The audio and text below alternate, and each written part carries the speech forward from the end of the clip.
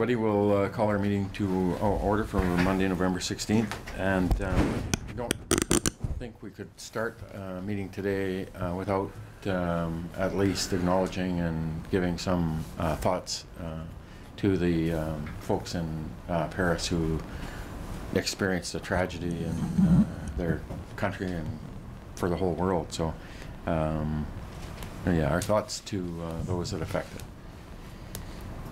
First item on our on our agenda this morning, item 2, new councillor business. 2.1, we have Councillor Javetkov. Excuse me, Your Worship. Sorry?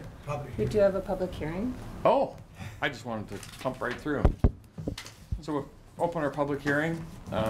Brenda, if you can read our notice, please. All right, thank you. This public hearing is being held to hear from anyone who may be affected by the proposed changes to the city's zoning bylaw. Zoning Amendment Bylaw number 4273 proposes to rezone the portions at the north and east sides of the property located at 9700 3rd Street from RS1 single family zone to RS2 single and duplex zone, and also to rezone the central portion of the property from RS2 to RS1. It should be noted that the zoning amendment bylaw that council provided first 2 readings to on November 2nd was missing the second text amendment with regards to the central portion of the property. The bylaw has since been corrected, and council will be required to consider 3rd reading as amended prior to considering adoption. The notices that were mailed and the ads that were placed in the local paper all showed the correct text amendments, and there were no comments received regarding this notice. Thank you, Brenda. Was there any correspondence or delegations? So for first time, we'll call for comments. Any comments from anyone? For a second time, any comments? And for a third time, any comments? Thank you. So we'll close our public hearing. And now we'll move to our regular meeting. And first item on the agenda, item 2.1, Councillor Javetkov. Are we not doing that at 1? So it's at 1. We're going to move those all to 1 o'clock, the councillor business, those memos, and as part of our economic development meeting. 3.1, we have the minutes of our regular council meeting of November 2nd for adoption. Councillor Parslow, Councillor McFadden. Any errors or omissions? All those in favor? Opposed? Carried. Thank you. And we have minutes of our special meeting of November 9th for adoption. Councillor Schumann, Councillor Rogers. Any errors or omissions? All those in favor? Opposed? Carried. Thank you. Is there any business arising out of the minutes?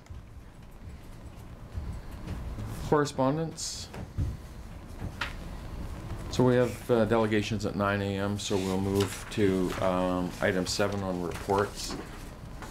First report, 7.1, we have report number 15-211 from the Deputy Director of Community Services, Councillor Parslow. I move that report 15-211 from the Deputy Director of Community Services, the O'Brien lease agreement be received. Further, that Council direct staff to submit a formal letter to the School District 59 Board requesting renewal of the O'Brien lease, and further, upon approval of renewal of the lease under the same terms and conditions as the previous agreements, that staff be authorised to renew the agreement for a 2-year term commencing January the 1st, 2016. Thank you. Seconded, Councillor Schumann. Discussion? Councillor Parslow? Just, you know, since the Council have approved that lease of the classroom, the art group that requested the use of it has, I think, about doubled, certainly doubled its activities, if not its size, so it's been very successful. Good. Any further comments? Any further questions? All those in favor? Opposed? It's carried. Thank you. Report number 15-214 from the Deputy Director of Community Services. Councillor Schumann. I'd move report number 15-214 from the Deputy Director of Community Services regarding BC Hydro landscaping agreement be received. Further, the council directs staff to accept the $30,000 contribution, execute the partnership agreement, and initiate design work for the landscaping project to be installed in the spring of 2016. Thank you. Seconded. Councillor McFadden. Discussion? This come about as a result of some input from the residents up on 21st Street, and when we were seeing that construction of the upgrade of the substation and all of that, and so we had some conversations with Hydro about it, and so they were willing to bring forward this proposal of putting $30,000 towards the landscaping to provide some buffer into the area for those residents. I think it's a great gesture on behalf of Hydro for the development of that, and certainly we appreciate it. When we'll have our some of the landscaping beds much along the lines of what's on 17th Street to the left there, just past the tracks, is a concept of low maintenance but very, very visually appealing and give some buffer. So I think it's a great opportunity. Any further questions, comments? Ready for the question? All in favor? Opposed? Carried. Thank you. Report 7.3, item 7.3, sorry, report 15.212 regarding website access to business licenses. Councillor Javetkov. I'll make the motion that report number 15-212 from the Director of Corporate Administration, website access for business licenses, be received. Further, that staff be directed to work with New Harvest Media to provide access to searchable business license database on the city's website at a cost of $3,600 plus taxes. Thank you. Seconded. Councillor Schumann, sorry. Discussion? Councillor Rogers? I noticed in part of the report that there was, we can get funding through NDIT for that, and I did verify that. Do we need to put a amendment in the recommendation that we seek funds through NDIT for the full amount of $3,600? Thank you. Brenda? Through your worship, we already have applied for economic development funding, and we can just include that expense within that grant that we already have approval for. Thank you. Good. Fair enough. Any further questions? Ready for the question? All in favor? Opposed? Carried. Thank you. Report 15-185 from the Senior City Planner regarding our OCP review for 2016. Some preliminary discussions. Councillor Schumann. I'd move report 15-185 from the Senior City Planner regarding our OCP review 2016. Preliminary discussion, initial project scope be received. Further, that staff be directed to proceed with development of an RFP process in early 2016 for an OCP review based on the discussion and attached table in this report. Thank you. Seconded. Councillor Parslow. Discussion. Councillor Parslow. Well, I must say, I want to say that to the writer who's here, I really appreciated the way he set this out. And obviously there's going to be a lot of discussion. I'm just wondering if in the consultant, whoever gets this work, can part of the vetting make sure that these people have a lot of experience working in northern communities? I think there's a difference. So I hear from other people in other municipalities when you have someone that's so experienced working in northern communities from the sort of things they recommend. Thank you. And I guess through the RFP process, yeah, we'll see who and what we get for responses to it. And certainly I wasn't involved in the 09 plan when it was developed, but I think it's such a critical document for us as was outlined in Nigel's report in terms of the relevance, the importance of this OCP work that a community does in setting the direction and the future of your community. And certainly we've experienced that over the last couple of years as we dealt with different aspects of growth and development and touching on our economic development and things like that. So I think it's really timely and appropriate for us as we go through this transformation of a community. We anticipate that it's probably very timely that we get this work underway in 2016 for the future of the community. So we'll take that, Councillor Parslow, with hopefully we get that response for the RFP, and it was evident through the 09 report that the work that was done on the OCP for the city in that time was really leading edge, and so we hope that we continue to set that work forward for ourselves. Any further discussion? Questions? Ready for the question? All in favor? Opposed? It's carried. Thank you. Item 8.1, Council Procedure Amendment Bylaw 4272 for consideration of adoption. Councillor McFadden?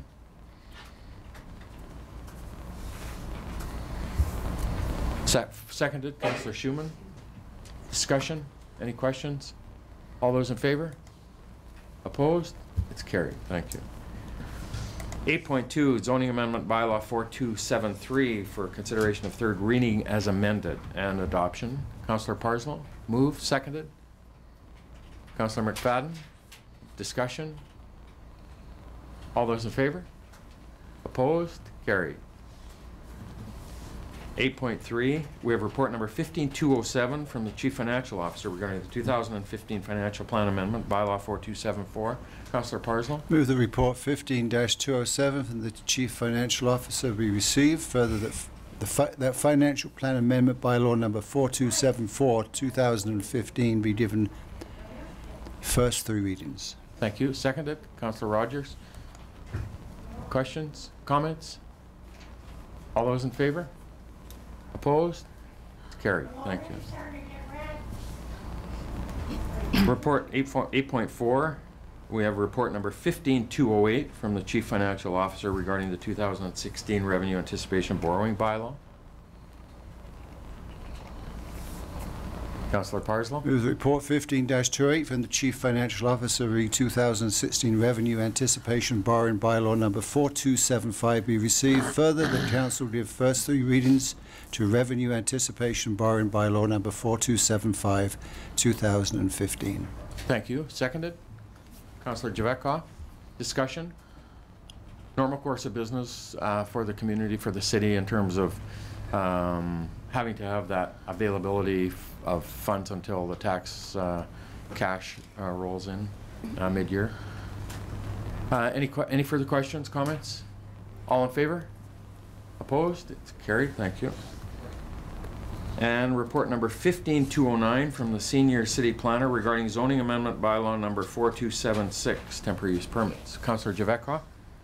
I move that report number 15-209 from the Senior City Planner rezoning bylaw amendment temporary use permits be received. Further, that zoning amendment 15-07 bylaw number 4276 2015 be given first and second readings, and that further that staff be directed to publish the required notice for a formal public hearing.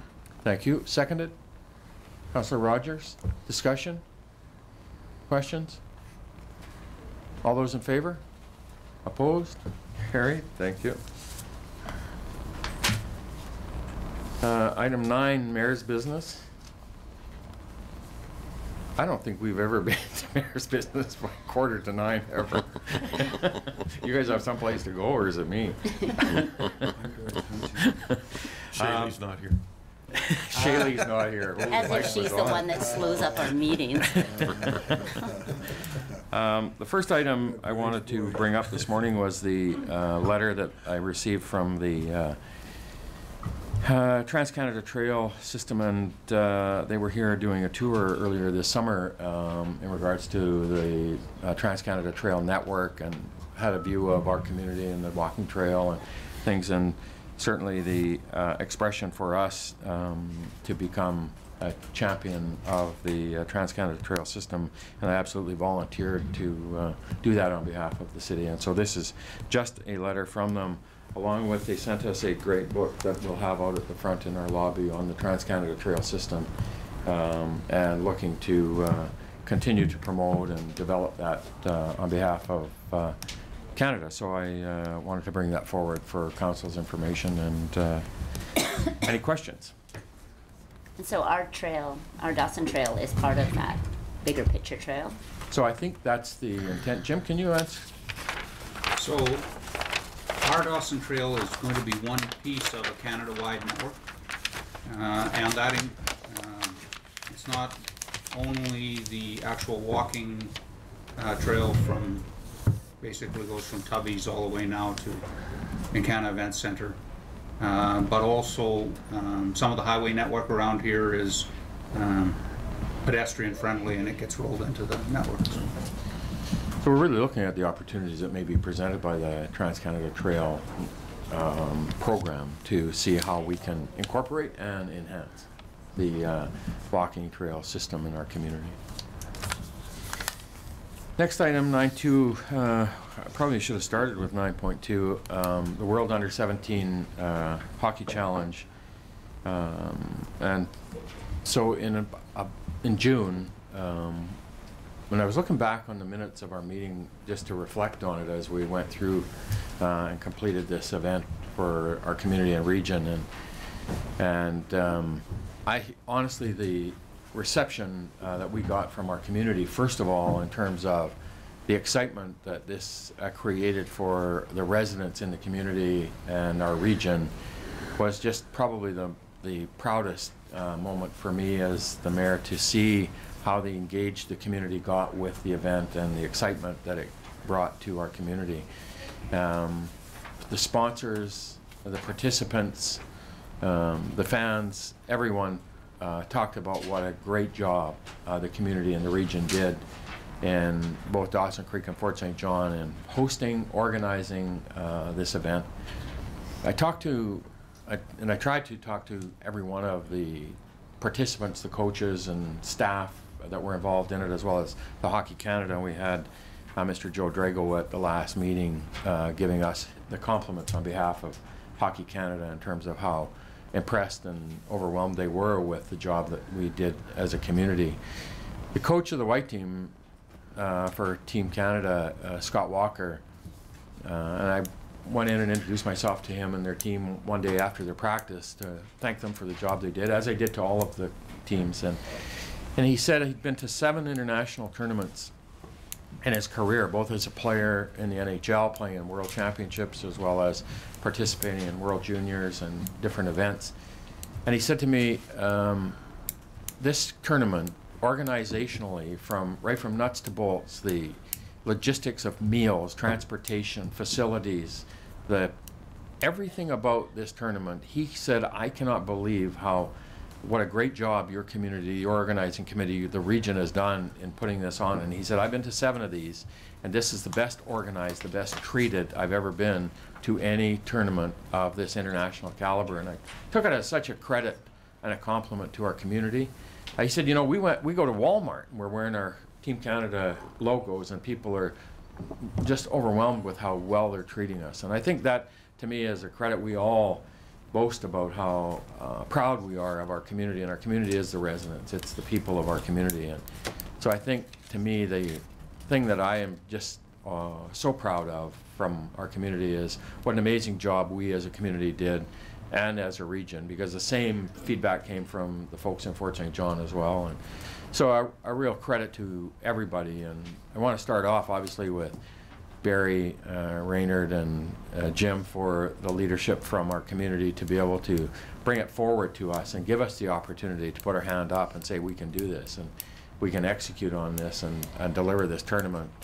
And the organizing committee did a phenomenal job, and people in our community, and I even hate to start because you'll leave somebody out, but the organizing committee in our community, Pam Eels, who does the logistics of transportation and meals and hotels and things like that, it just is an amazing job that she's done. Christina Wards, who looked after the organizing of those people in the rink and the volunteers, and you know, it just goes on and on and on in terms of the people. Dick Powell is the chair of the organizing committee, and Dave Hamilton, who were working there 12, 14 hours a day.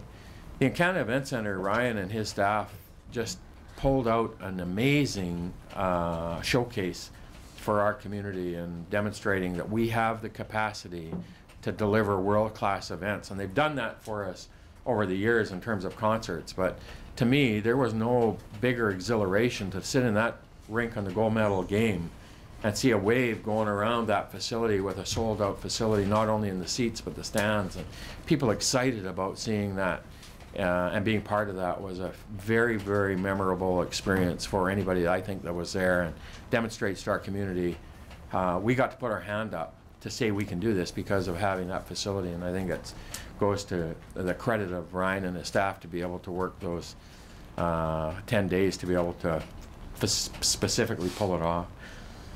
So, you know, the opportunities that are created for us in the future as a result of this, I think, are unending in terms of what we get to now put our hand up to say we can do. And I think that sets us up as one more credit to our community of having a quality of life that gives us the opportunity to showcase our residents, our community, to the world. Any comments from folks? Any questions? You guys, you were all there and unbelievably supportive of volunteering and supporting the event, and appreciate that. Councillor McFadden sitting in the penalty box for a week, Where he sometimes belongs. deserves to be at times. No, it was a really great event. I was there, and it really just made me proud to be from Dawson Creek. Thank you. Great job.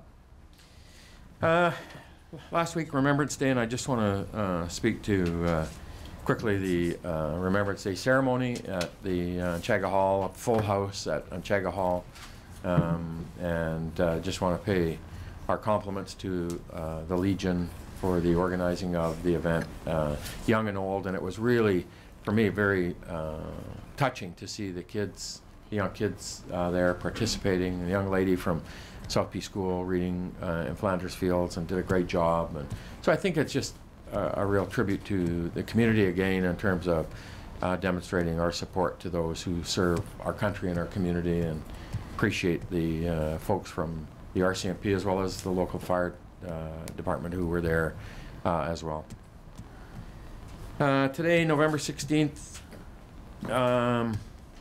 is just pay tribute to the Métis leader Louis Riel. Was hung today in 1886 as a result of treason against leading the rebellion against the Dominion of Canada, and as part of my personal heritage as a member of the Métis Nation of British Columbia, my great-great-grandfather was involved in some of those battles, injured in the Battle of Batoche, and so it's just an appropriate day for us to, I think, remember and recognize a leader as part of our Canadian heritage and culture. And it's funny, you talk about Louis Riel, it's probably one of the more recognized names in Canadian history, much more so than others, and some people say rightly so and some people say not appropriate. But for me, part of my heritage, my personal heritage, it was today that he was hanged as a result of treason against the Dominion. 9.5 I want to talk about is item I will hear from the staff sergeant later on this morning in our committee of the whole, but obviously we've had some staffing vacancies in the RCMP detachment, and the staff sergeant Gabot is working hard to bring that up to current levels, and but we all know how difficult it is to be able to bring those members in and get them back into our city for services. I did a post about 2 weeks ago on my social media page around staffing and the RCMP and the contract we have with the provincial government in relation to how the costing of members for policing services goes. And sometimes we don't give this public safety issue as much attention, and the capital projects get a lot of attention all the time in terms of if we have an arena go down or we need to do this or paving or whatever. But as I think we've all seen the news headlines and the public messaging around the escalation it seems to be in public safety in terms of serious gun shootings into homes, and the worry that that's created in our community by residents about public safety. And it's probably the most, certainly for me, when you think about the safety of our families and friends and community, is probably, it should be one of the most important issues we deal with. And so I just want to raise it to the community that we are absolutely, it's a issue that we never stop engaging with the RCMP in, both from this perspective of senior administration with Jim directly to the CAO, and as well as myself and council, that we take it very seriously, and we are absolutely aware of it and concerned about it and deal with it, and it is going to be an issue. We dealt with it at the Union of BC Municipalities meeting, got great response from the Minister, the Attorney General of British Columbia when we met with Susan Anton about it. And the chief, and I always get the designations wrong, but the chief constable or the chief commissioner or the chief superintendent for the province of British Columbia we met with at Vancouver at the UBCM, talking about the seriousness of what appears to be the increased awareness in the community about gangs and gang violence and drugs and those types of things. And so certainly we're going to continue to work on that. We continue to work on it today. Our neighbors to the east in Grand Prairie are facing exactly the same issue, and probably even more so for their community in terms of, you read the headline, and they were significant in terms of the issues they're facing in Grand Prairie. And I know our neighbors to the northwest in Fort St. John also feel this effects of public safety as a significant issue for our concern. Part of a strong economy brings sometimes some of these issues that are less desirable in terms of what they can do to your community. And but I wanted to speak to it this morning just from the perspective of, absolutely, this is an issue for us in our community. We get it that public safety is one of those core bits of things we do, and we're going to continue to do it to ensure we work with the RCMP to make this community as safe as possible that we can. Does anybody have any comments or questions about that? Item 9.6, we have, as part of the U17 hockey tournament, there was two ceremonies that we participated in. One was we received the check from Kraft Hockeyville, the $25,000 award that we received as being one of the top 10 in Canada for the Kraft Hockeyville. I got to give the credit to Jen Harcourt and Bill Darnborough and Brad Nelson, who really led the charge on behalf of the user groups, those youth groups down there, minor hockey and figure skating, when the issue of the arenas were going down, and initiated the idea of participating in Kraft Hockeyville. And as a result of it, it brought the community alive with respect to people then all of a sudden saying, okay, we made the top 10, we got the voting in, and then all of a sudden we had that weekend where everybody in town was voting on every available piece of equipment to try to get us to that #1 spot to host the NHL preseason game and get $100,000 towards our rinks. And so this weekend, or this past week at the Kraft Hockey, or at the U17 tournament, we received the official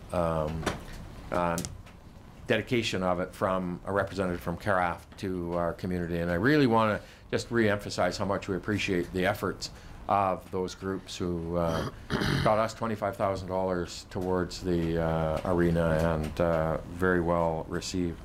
The other one that came up as a result of at the U17 as well was the Canadian Natural Resources. Richard Kellio, from a representative from CNRL locally. CNRL made a donation to our community, to our arenas, for $50,000. And you know, this year has been unbelievable, I think, in terms of the support we've received from everywhere for our infrastructure, from the federal government, the provincial government, from regional district, from our neighbors in Alberta, all the industry, TransCanada and Canada. And here's another one, CNRL, who are big industry company in our region, and stepped forward as they were following along, watching the issue around our arena, and came forward and said, we're going to donate $50,000 to you guys towards that arena repair. And it kind of got lost in the event of the U17, but I really wanted to emphasize it this morning, how much we appreciate the support of CNRL in our community and helping us build the infrastructure and make us that much stronger in our community. The last one, I received a letter from Kathy Ulrich, President and CEO of Northern Health. We had a meeting at UBCM with Northern Health, talked about a couple of issues with them. And the one that we're really working hard with our MLA and Minister Bernier is the capital planning process for our hospital at Dawson Creek. It's been underway for a number of years now, 2 or 3 years. They're going through a capital planning process to to look at the renovations that are going to be required for the inpatient wing at the hospital. The first thing they do is say, what are the services we need to do if we do a renovation in the future for this facility, and then start to analyze the capital costs for those renovations. That process is through now on behalf of Northern Health. They have now moved it up to the Minister of Health, who will do their business case to present to Treasury Board on behalf of the province to determine the prioritization of that project, and when and if it gets approved, how it will move forward. It's anticipated, I think the last number I saw was about $70 to $100 million renovation. It's significant to our hospital, but it's significant to us not only in terms of our community but also our region, because we are the acute care facility for the entire South Peace, and we really need to ensure that we move it forward and support Mike in terms of getting that through to the Minister of Health. And so I would like to ask Council if you would be willing to support a letter, if we send a letter of support, a letter to the Minister of Health saying we now understand it's moving forward, and we would really appreciate their support in getting this moved forward to the Treasury Board for the improvements to our hospital. Moved by Councillor McFadden, seconded Councillor Schumann. Any discussion on that? All those in favor? Opposed? Carried. Thank you. And that is that, and I just went over a little bit in terms of our time, but I want to get back now to our delegations, item number 6. And the first delegation this morning we have is 6.1, Joanna Kuhn, Success by 6 and Children's First in attendance regarding a proclamation for National Children's Day. And so, National Child Day, and I'll ask Joanna, would you like to come up? I'll read the proclamation, we'll sign it, and then you can do your presentation.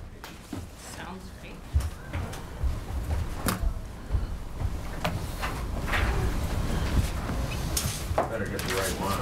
Yeah. Come on. Good morning. Oh, good morning. How are you? Well, you look like you're in November. See the excitement in my face. Yeah. Whereas on March 19th, 1993, the Government of Canada proclaimed November 20th as National Child Day to commemorate 2 historic events for children. The adoption of the United Nations Declaration on the Rights of the Child in 1959, and the UN adoption of the Convention on the Rights of the Child in 1989. And whereas it is a day to remember that children need love and respect to grow to their full potential. And whereas it is a day to marvel at their uniqueness and all that they have to offer. And whereas it is a day to celebrate the family and to think about how adults affect the development of children close to them. And whereas this year National Child Day celebrates that children have the right to learn about and enjoy their own culture. And whereas many individuals, organizations, and municipalities throughout British Columbia have, since 1993, organized events in celebration of National Child Day. Now therefore I do hereby proclaim November 20th as National Child Day in Dawson Creek. I had a pen. Here.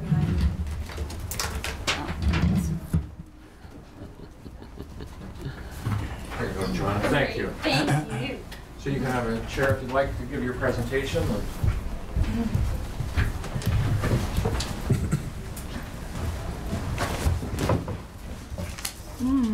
All right. Well, thank you everyone for having me here today, and it's a nice snowy day and it looks like winter's finally come, which is great. So as Dale said, I am the new Success by 6 and Children's First coordinator, the regional coordinator for the entire South Peace. So I look after Dawson Creek, Chetwynd, Tumbler Ridge, and any of the rural areas, which has been such a rewarding job for myself to have taken over. So anybody that is unfamiliar with Success by 6, our vision for Success by 6 is to build the capacity of parents and communities throughout BC so that children from newborn to age 6 can be healthy, safe, and secure, successful learners, and socially engaged and responsible. Our partners include the Province of BC, the Credit Unions of BC, and United Way. Our mission is dedicated to ensuring children receive the right nurturing and care and are ready to learn and succeed as they enter into the school by the age of 6. Our principles are inclusive. We engage with a wide cross-section of our community. We're community-driven with local decision-making happening here. We're collaborative. We like to build on existing services, and we're sustainable. we're always results orientated. Our goals include involving and mobilizing all sectors to support children's early years, building community by supporting and strengthening services already in place, providing additional funding to expand early childhood development in our communities. And all of this work takes place with the governments, with businesses, community agencies, the labor force, the health sector, education, Aboriginal communities, immigrant communities, providers of early childhood services, and of course, municipal leaders. Our program-specific funding decisions are made at a local level and are based on community research. Funding programs include literacy, nutrition, children's play, parenting, and family skills and development. So why do we do this work? Well, we do it for the development of the children. The reason we carry out this important work is research clearly indicates that the importance of early brain development and the most rapid development in children is from ages 0 to 6. And early diagnosis and nurturing can curb many developmental, social, and educational problems. We also do it for the economics. Early childhood development benefits the entire community, not just one segment of our population, because children from all walks of life need a good start to life. Investing in a child's early years pays dividends for our future and our communities and our province. Studies demonstrate that children flourish in communities where resources for parents and children are available. Economic research demonstrates that the payback for every dollar invested can be as high as 7 to 1. This means that for every dollar spent in early childhood development, we can see up to a $7 return. With the right start, children are less likely to drop out of school, abuse drugs, have health problems, and become involved in crime in later years. We do it for the businesses. Healthy children equal healthy communities, which equal healthy businesses. Success by Six provides excellent opportunity not only to give back to our communities that support them, but also to actively involved in shaping the communities that surround our businesses.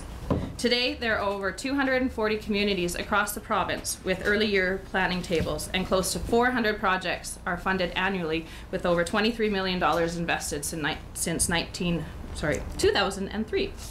Here in Dawson Creek, we have a very strong Success by Six and Children's First table, with recognition of our success throughout the province. We have a very active table with members from the Lakeview Credit Union, School District 59, Building Learning Together Society, the Dawson Creek Literacy Society, South Peace Community Resources Society, Child Care Resource and Referral, Supported Child Development, the South Peace Child Development Center, the City of Dawson Creek, the Ministry of Children and Family Development, Literacy Now, and Dawson Creek Literacy Outreach. And we have coordinators in Tumbler Ridge and in Chetwynd, and we also have an Aboriginal Engagement Coordinator which deals in Moberly Lake. Some of the programs that we fund, we provide positive discipline parenting workshops for parents. We provide welcome to kindergarten bags for all children that are entering into kindergarten. And we support the Room to Bloom program, which is a preschool program that has been developed for preschools and children ages 0 to 6 and their parents and caregivers an opportunity to explore the cultures that exist in our community through activities such as crafts, music, dance, and food. These are just a few of the events that we support and programs that we support, but coming up here soon is our Early Years Children's Festival, which will be held on November 27th at Tremblay School. And as part of our National Child Day celebrations, Canada has, of course we just heard, dedicated November 20th as National Child Day to commence the adoption of the UN Declaration of Rights for the Child.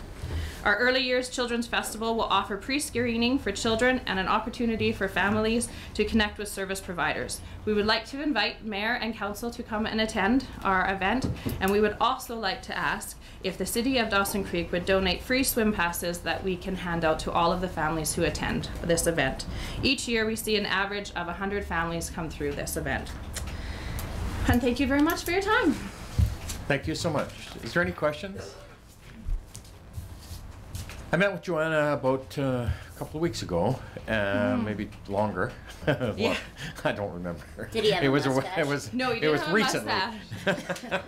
mustache. But it was very informative in terms of you start to get a deeper understanding. You know about some of these programs that go on in your community, but to see the depth of the availability and access to certain programs. And so I love the message about the children's programs that are offered within our community and the region. And so I really Absolutely. appreciate Joanna coming in today and giving us an update on it. Thank you. Thank you. And I did also bring some, if anybody wants more information on Success by Six, we do have a very lovely manual that I wrote here recently, and it talks more in depth about all of the programs that we do in Dawson Creek and how we are actually making a difference here. Thank you so much. And so we'll get council, we'll circulate those through administration, and we'll bring Great. their request back through later in the agenda.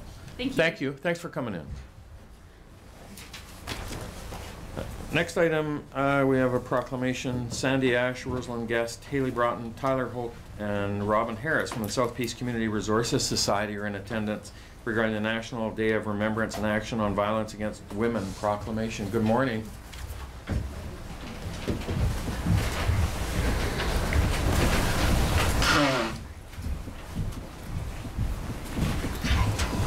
morning, you guys. How are you? Nice to see you. How are you? Nice to see you. Nice to see you. Nice to see you. Welcome. Welcome. Come up, friends. Get in there. So I'm got the proclamation. Whereas on December 6, 1989, 14 women died as a result of a massacre at Ecole Polytechnique in Montreal. And whereas this tragic occurrence reflects the pervasive violence against women in our society. And whereas we gather on this day to pay honor to and remember women who have been victims of violence. And whereas all citizens have a role and obligation to promote a safe environment for women in our city. And whereas we stand in support of all women who experience violence. And whereas we want to prevent violence from happening in the first place. And whereas through our individual and collective action, we can make a difference. Now therefore I do hereby proclaim the day of December 4th, 2015 as National Day of Remembrance and Action on Violence Against Women.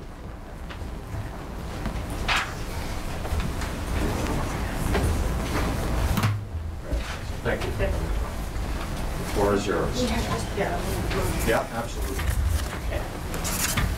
I'm just going to give you a little blurb about our memorial.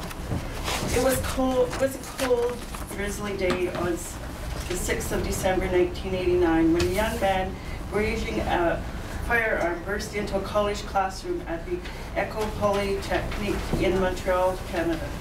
The 60 or so engineering students there had little time to react before the men were ordered from the room and the gunmen began shooting the women. The killer, a 25-year-old man, earlier told a shopkeeper he was going after small game. He had previously been denied admission into the college and was upset that women were working in positions that had been traditionally occupied by men. Before he opened fire, he shouted, "You're all a bunch of feminists, and I hate feminists." The gunman then moved through the college corridors, specifically targeting women to shoot. By the time he turned the gun on himself, 14 women were dead and another 10 were injured.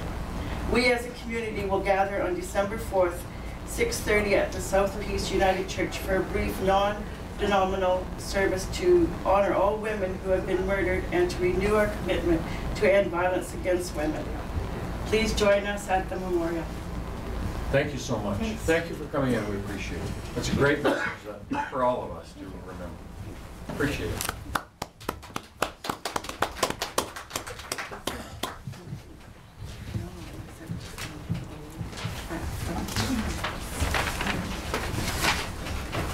Our next delegation are not in this, they're not coming They're today. unable to attend.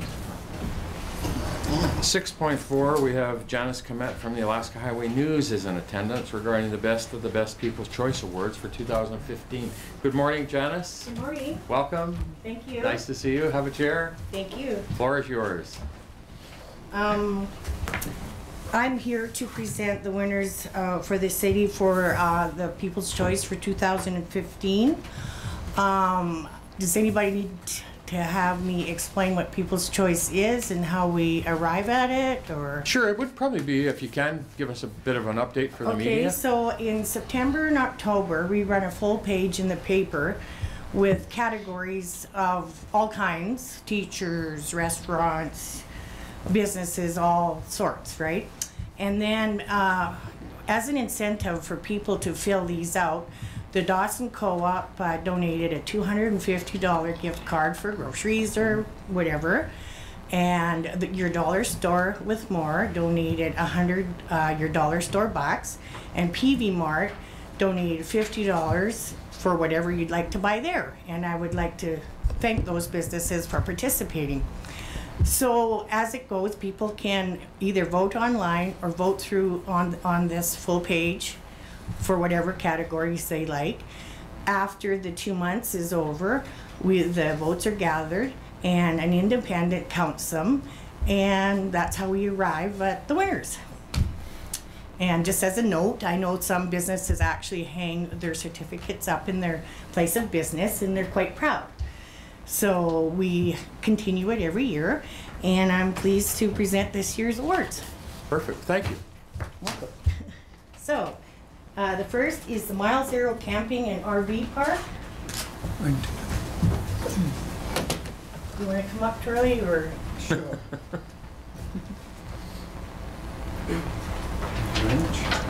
Nice. Congratulations. And the next 2015 People's Choice goes to Kim Park, who represents Kim Park. It's gonna have to be Duncan. And Best Wheelchair Accessibility, City Hall.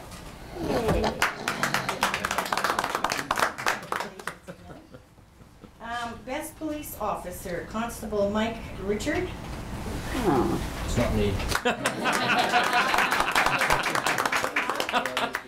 Okay, congratulations. And Best Firefighter, Ken Rietsma. That's also not Ken. Thank you very much. Thank you very much for your time. Thank you, Janice, thank you. And it is absolutely, it's a really cool way for, I know you see the certificates, and the businesses do proudly display them, and so it's a really, really cool, I think, program that the paper run, and certainly appreciate the support from the businesses. Next item, 6.5, we have Mr. Tom Krutzinger in attendance regarding a request of a waiver of our animal responsibility bylaw. Good morning, Tom. Good morning. Good morning, Mayor and Council.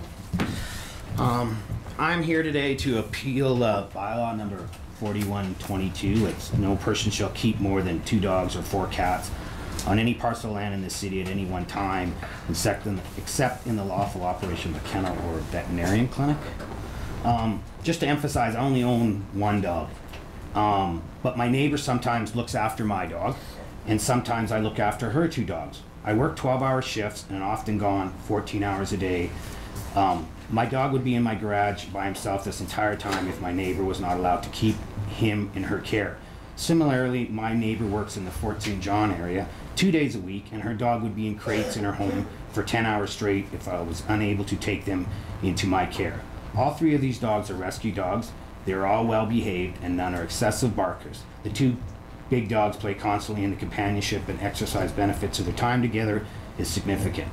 I just emphasize, it's not a doggy daycare. She helps me out, I kind of help her out. So I expect that the bylaw in question was written to the intention of limiting the number of animals actually owned by one household. I agree that this is an important issue. However, I feel that the wording of it should perhaps be revised to read own rather than keep, to allow for short-term periods where more than 2 dogs can be on a property. Have any council member ever chosen to leave their pet in the home of friends or family members who have pets of their own to temporarily look after them while they're gone on holidays? Yet, according to the definition of keep under this bylaw, having care and control of more than 2 dogs on one property places you in breach of the bylaw if you own the dogs or not. I've received a letter from the City of Dawson Creek bylaw enforcement stating that I must cease and desist having 3 dogs on my property at one time or face a fine. I would like to point out that the complaint leading to this letter was made by a neighbor of mine who has a personal issue with me. He has made repeated complaints bordering on harassment about my dogs over the last 5 or 6 years. He initially cited excessive barking as his concern, and the SPCA, which Wendy is here today if you have any questions, has had to do follow-up on these calls each time, repeatedly canvassing my neighborhood to see if any other neighbors, including some city officials, which live in the same neighborhood as me, had any similar concerns. No one ever has. This has amounted to nothing other than a gross waste of SPCA resources. This neighbor has even gone so far in 2012 as to mount a video camera at my fence, pointing directly into my yard and my hot tub. He has claimed that this is being to document excessive dog noise, but he has never brought forth any footage to support his claim whatsoever. Because these complaints proved to be unsubstantiated and futile, the same individual has now decided to lodge a complaint based on the 2 dog per household restriction. I have faced a complaint by him on this count previously as well. In 2011, I owned two dogs and acquired a 3rd dog when my girlfriend's parents had to give up their little dog. Some councilors members may remember this at the time. He lodged a formal complaint and we had to come to council to plead our case, complete with veterinarian documents to support our case. We were at the time granted an exemption by council to the 2 dog limit. That's all I really have to say. If you have any questions. Does anybody have any questions, comments? Does Wendy have anything to add? Well, so Or we have to get consent to speak, right? As a delegation? As a delegation. brought her? Am I correct in that? Yeah. I think the issue, obviously, and Tom and I have had a conversation about this, is the bylaw, when drafted, limited to 2 dogs and ownership, and I kind of get the intent of that. But the issue, as Mr. Kreuzinger has laid out, is the temporary housing of another dog that puts you over that, and how does that impact the bylaw? So, so I think what we'll do is we certainly. Does anybody else have any questions, comments? Councillor McFadden. How many dogs do you pay a license for tags? 1 dog. Just 1? Yeah. At the time when in 2011, when I came to council, I had 3 dogs. 1 older one died, and the girlfriend at the time, no longer my girlfriend, she took the other dog. So I have 1 dog. And so like I say, all I do is I help her a little bit. She helps me because my dog stays in the garage 14 hours a day as a shift worker. And so they like to play with each other, and thank you. That's We'll bring so we'll bring it back. So the issue is the wording of the bylaw is 2 dogs, and if you have more than 2 dogs, then you're in violation of the bylaw. If you get a complaint, then it has to be dealt with. So we'll bring it back under mayor's business to decide what and how we instruct now administration in terms of reviewing that bylaw, if that's the will. okay. Thank you. Thanks for coming in.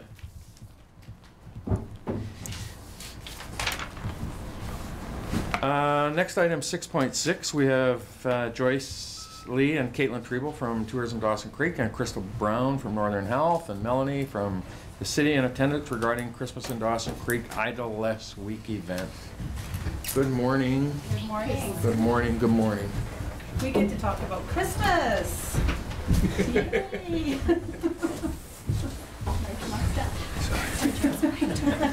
Thank you. He's getting a lot of comments on it. Yeah, it's lovely. There's a lot of us here. Good morning, everyone. We're here to talk about Christmas in Dawson Creek. It's believe it or not, it's here already, and we're going to kick it off this year, of course, with the Oilman's Tree Light Up this Friday night. We are in partnership, Tourism Dawson Creek is in partnership with Sustainable Dawson Creek and the Chamber of Commerce this year to bring the Christmas in Dawson Creek spirit to everyone. I'm just going to read the list of the things that are happening to kick it off here. We've got the Ride the Bus for Free event starting November 21st to 28th, so a full week of riding the bus for free. Anybody can get a free ticket to the Christmas draw package and bonus giveaways that just for riding the bus this week. And I'm going to talk about that a little bit later on, because we've got a really great thing happening as far as Christmas giveaways. Come on, Stan. Content, yes. I thought it had a little lean to it. And then in conjunction with this is the Idleless Week, which is from November 21st to 28th. happening, and that is where participating businesses and individuals participating will get a free Idle-S signage, and we're going to be, the city staff is going to be talking about the Idle-S event coming up. Also, to shop locally, November 29th to December 19th. So for anybody that spends $40 or more at any of our local businesses, you'll be entitled to get a ticket to enter a draw. I think you remember last year the big draw was for that electric bicycle that was held. Well, this year we've decided to create a Christmas window. So I believe one of our businesses downtown is going to donate the space in one of the really visible windows, and we're just going to start stocking it with, and having businesses stock it with great things, and it's going to be one big grand prize, and the prize is going to be drawn on December 21st. Then also Tourism Dawson Creek has created a holiday handbook this year. And of course, it's not going to be this big. Well, Caitlin Treble is going to show the handbook. So we'll be giving these out at the tree light up on Friday night. And what we've done is we've listed all of our community events that are happening, and city events are on here as well. And again, all of these initiatives by the city, community events in here, and where all the craft and gift fairs are, and some of the information for people to go to the little local eateries and what Christmas specials they have on downtown. So all in all, there's lots of things happening this Christmas, and we know everybody's going to get out and support our local businesses, shop locally, and have a great time. And back to the Idle-S, the city staff is here, and they're going to talk about the Idle-S week. Okay, in partnership with Northern Health, we'd like to promote Idle-S Week. And Cheryl, would you like to read that? Your sign says, if every Canadian driver reduced idling by just 3 minutes a day, in 1 year we would save $630 million in fuel costs and 1.4 million tons of greenhouse gas emissions.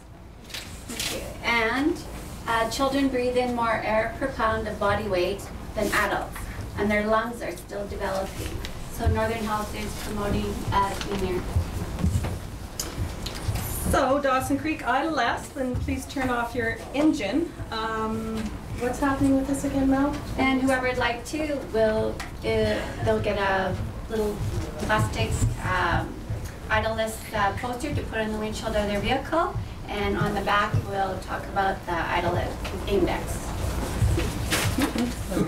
Mine's Idle-S. Do your part when you start 3 minutes or less. And for an idle index, if the temperature is above freezing, you shouldn't really need to idle at all. If it's below minus 21, you should be able to idle less than 5 minutes. This is the idle free zone sign that's located at all our city buildings to remind you of the cash that's going up into the air as you sit there idling. Thank you. Thank you, everybody. What a great message. Thank you.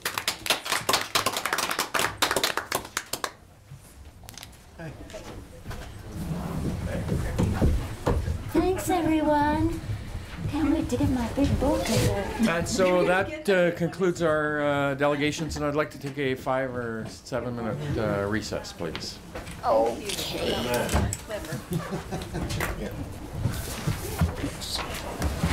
Because I gotta go back to order, please. Although they never ever made me shave my legs. So I don't know. You got reasons to go though.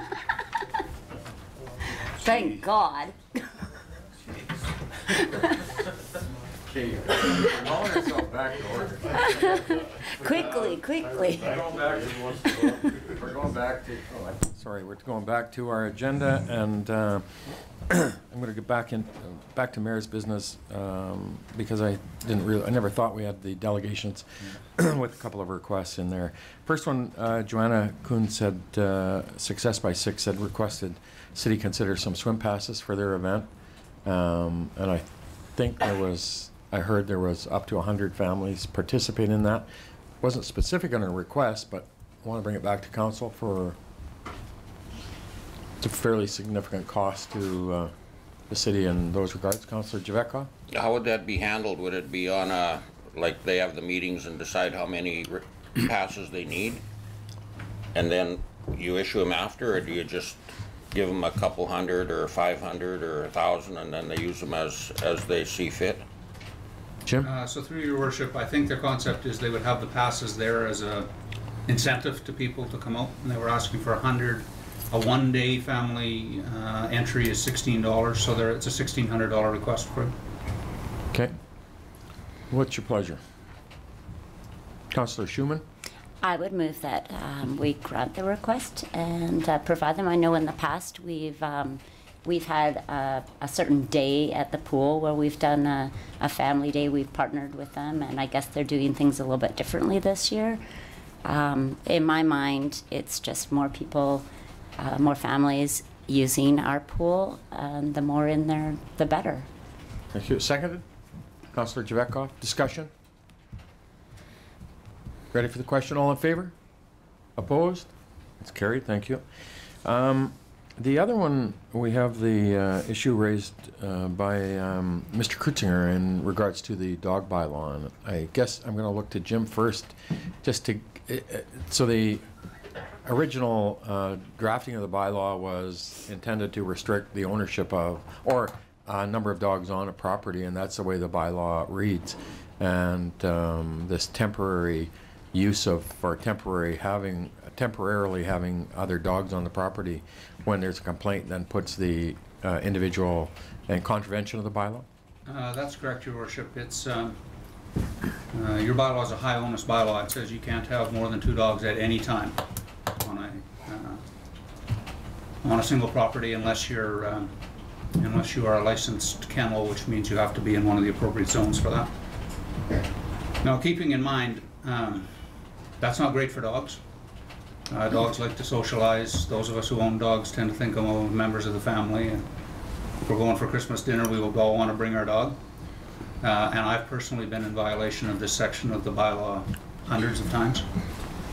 But our bylaw is not about animal welfare. Our bylaw is about how to integrate a community where some people own and like dogs and some people don't own and don't like dogs. And so this is the compromise the council has worked out, which is to say no neighbor will be burdened with more than 2 dogs if they are a person who doesn't like dogs and doesn't like being around them, which you're entitled to be. You're entitled to not like dogs, you're entitled to not want to be around them. So that's the compromise you've come to in the bylaw. Thank you. So, Councillor Javetkov first and then Councillor Schumann. I'll make a motion that we deny this request, and if we get a seconder, I'll speak to it. Thank you. Seconded? Councillor Rogers, discussion? Councillor Javetkov and Schumann. So this bylaw, it goes beyond just owning dogs. It's the effect that the dogs have on the neighbors. Now this one, and I haven't been here for the last 12 years to go through the, or however many years it's been to go through the scenarios, but obviously the dogs in question are affecting at least one neighbor. And I think there's an expectation of toleration during the day for barking dogs. But there's a limit. At night or early in the morning, it's not fair to the neighbors. And I've been up there twice to this residence, to the neighbor, at his request, and I understand it's been ongoing for a number of years, where different councillors have gone up there. And yes, there are 2 large dogs in there and a small dog, and what's happening is the big dogs are playing and barking and they're working off each other. I was up there during the day, so you know, it's an example, but apparently this goes on early in the morning, like 6 in the morning, and then into the evening as well. So I guess my concern is that, you know, we've got a bylaw that we only enforce on complaints. So if a person does go to the point where he makes a complaint, I think it's incumbent on us to enforce the bylaw. Or at least do a fairly good investigation. Now, apparently, and I don't know the facts, but SPCA has refused to go up.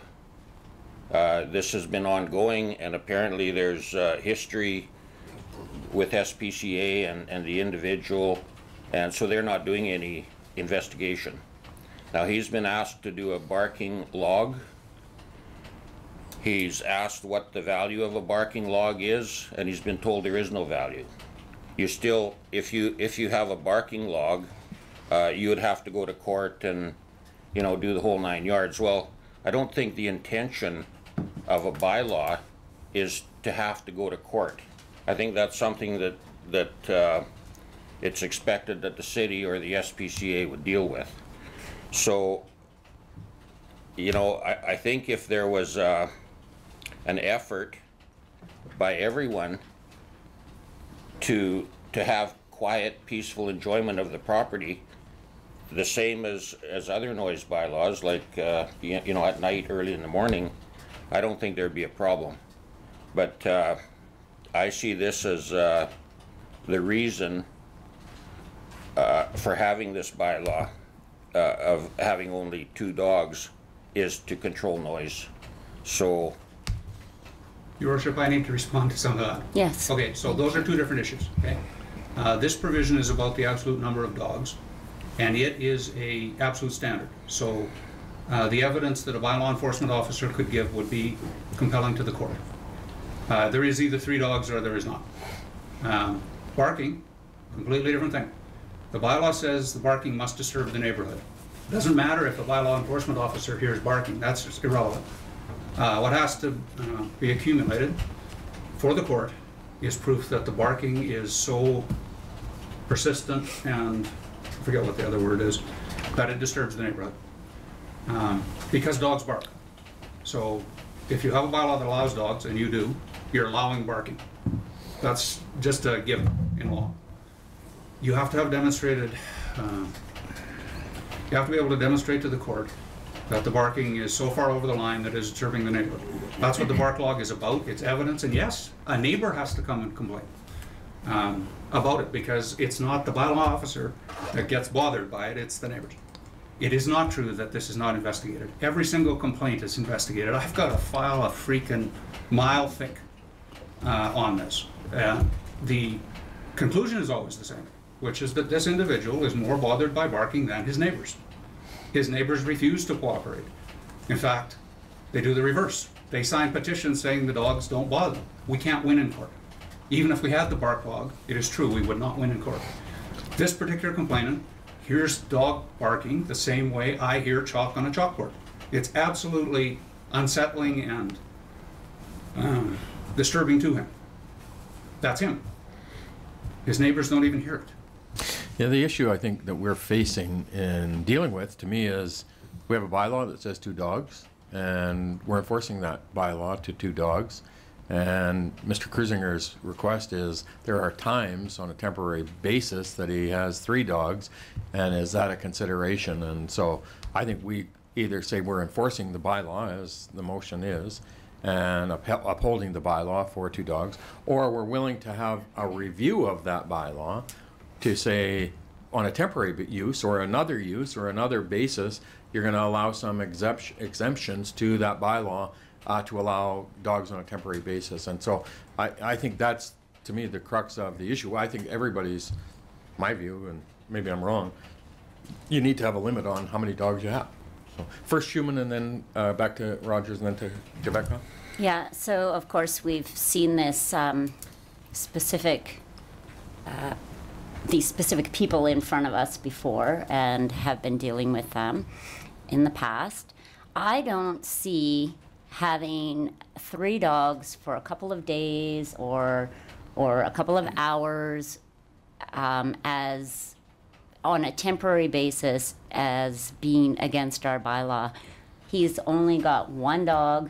He only owns 1 dog that he, and to me, that's what the bylaw is. You can only own 2 dogs that stay there 100% of the time. And I get what the bylaw says, but I think we should review it and allow for exemptions for temporary basis. I know I had to, on an emergency basis, drop my dog off with a friend and she had 2 dogs. So for the 4 days that I was away, she was in, contradicting the bylaw. Is it a problem? I don't think so. So I'm not in favor of denying this exemption, and I think we should look at the bylaw and make some changes to the wording. Thank you. Councillor Rogers? I'm thinking that we should, our bylaws are in place, and I would rather not be waiving what our bylaws are. The SPCA, they are contracted by the city for our parts of our animal control. They look after the cats and everything else. I would like to have a report from the SPCA and any recommendations that they might have for temporary housing of dogs, because if this is going to be a problem, I'd like to hear what the SPCA would have to say about temporarily housing dogs at your neighbors and thus having more than 2 dogs on a property. I'm not the expert on the dogs. I think the SPCA is. So I'd just like to, we pay them, so let's get a report from them and then make a decision. Thank you. Councillor Javetkov? So, just getting back to Jim's comments, I don't disagree. There's 2 issues here, barking and the number of dogs that are owned or on the property. But I have to go back to, why do we restrict the number of dogs? Why couldn't I have 12 dogs if I wanted, or 8? Is it not because of the noise, the barking? Or are we just restricting dogs? I mean, what is the point? Why don't we have 3 or 5 or 7? What is the reason? I'd like to ask that question. I would assume that the limiting of the number of dogs is exactly that aspect of if you have 1 or 2, the impacts to public peace and enjoyment are going to be far more escalated if you ramp it up to 6 or 7. And so I can only assume that that's the original intent of the bylaw, was to have a restriction, and the number was at 2. Doesn't matter what the number is, in my view. You're never going to have peace in the valley if you have 2 folks who don't interact as neighbors, and so sometimes that gets into it as well. But I think that's the aspect here, is that it doesn't. We have a bylaw that says 2 dogs, and that's the enforcement that's put through when somebody complains. Jim? Well, I can't speak to the motivations of the council to put the bylaw in. It's it's been modernized, but it's been on the books for a very long time. But they must be 2 different issues to council at the time, because otherwise you could have 2 dogs and they could bark at an unlimited amount, right? Your bylaw doesn't say that. Your bylaw says even if you've only got 1 dog, that dog can't disturb the neighborhood with its persistent barking. So I don't think they're completely tied together. If they were, then it would be 2 dogs, can behave however they like, run it loose, whatever. I think council at the time saw these as completely separate issues. One was the number that anyone could have on one property, which was 2, and all the things a dog will do or may do, bark, run at large, crap a lot in the yard and the smell wafts over. All of that stuff was all gathered up in a decision by council to say each property can have 2. Now, in our case, that means you could potentially have over 10,000 dogs in the community because of the number of residential properties we have. But that was sort of council's limit on dogs. Then you put in separate, the council of the day, put in separate regulations about all the things dogs do that might bother a neighbor.